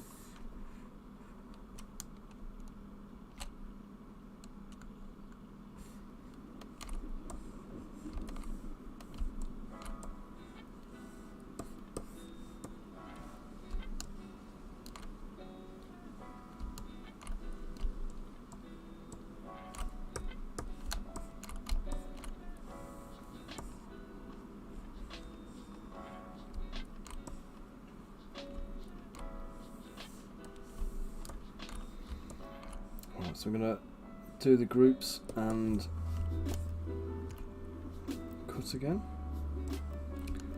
So that gives me a nice clean edge here, nice clean edge there. And then I'm going to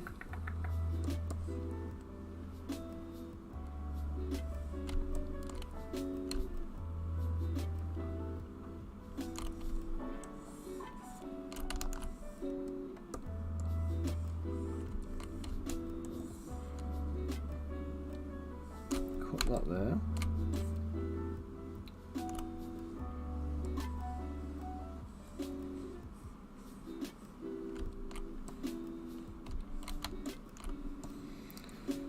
And for this one,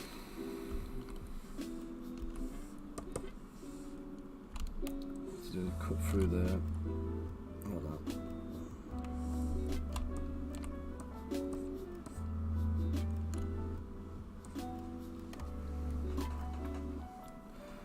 Okay, so now I'm going to split these into 4 pieces.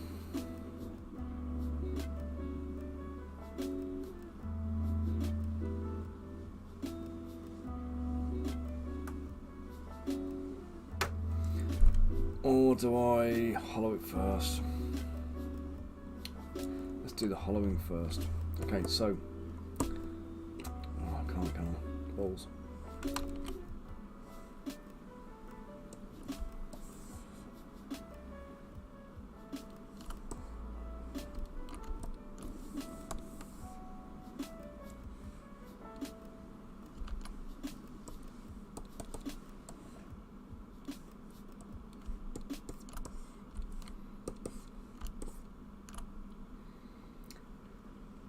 So I need to split these, group split.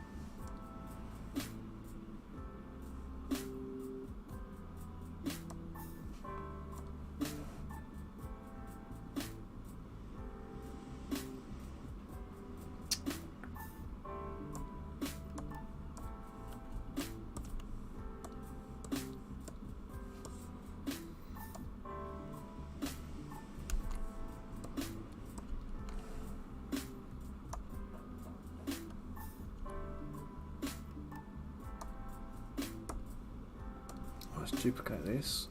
We need to make this into a, not duplicate, sorry, I'm going to inflate it. We'll go to inflate about 15 again. So that seems to be about what we need. I'm going to take this corner piece, I'm going to duplicate that, and then I'm going to boolean that out from there.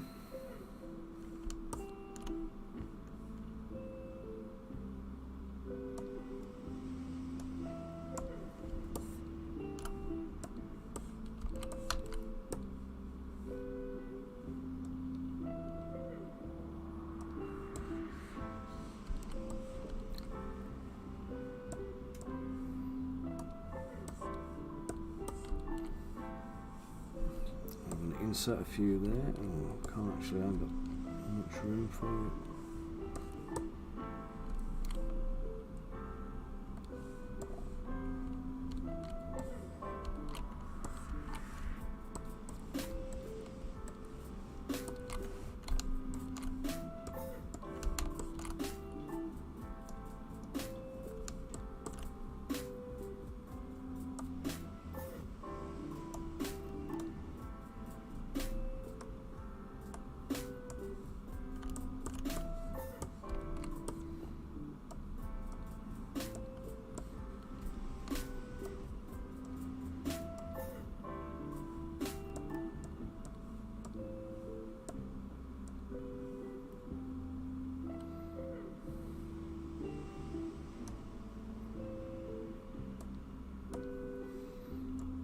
Let's inflate them by 15 again. Let's dynamesh them, and I'm going to subtract them from there.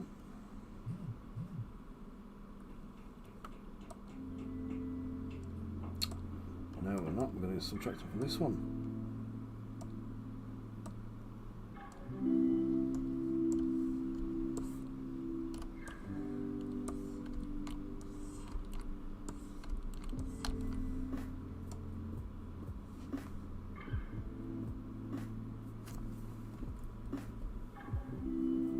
Cheers, Bunker. Right, guys, I'm going to have to finish this tomorrow. I need to get on with Max. I might finish this today, actually, but I'll be back tomorrow with another one. We've got some palm trees to make. We've got some more walls, I think, with some wells, which will be interesting. We're going to make a little desert oasis. Well, not a desert oasis, a little oasis, but in a kind of a crusade-y style. A pleasure spider, anytime. Feel free to ask away anytime you're online. And then yeah, once we've got the desert stuff out of the way, the next project, which will be quite cool. I'm not going to tell you what it is actually. You'll see it for yourself. It'll be a very nice little bit of. I'm looking forward to making it. Let's say that. But right, guys. In the meantime, head over onto lionstower.com. Go buy some swag if you're into it. We've got Crystal Collapse coming up, so get yourself signed up on the mailing list. Be notified when it goes live. Make sure you get your special freebie miniature. And yeah,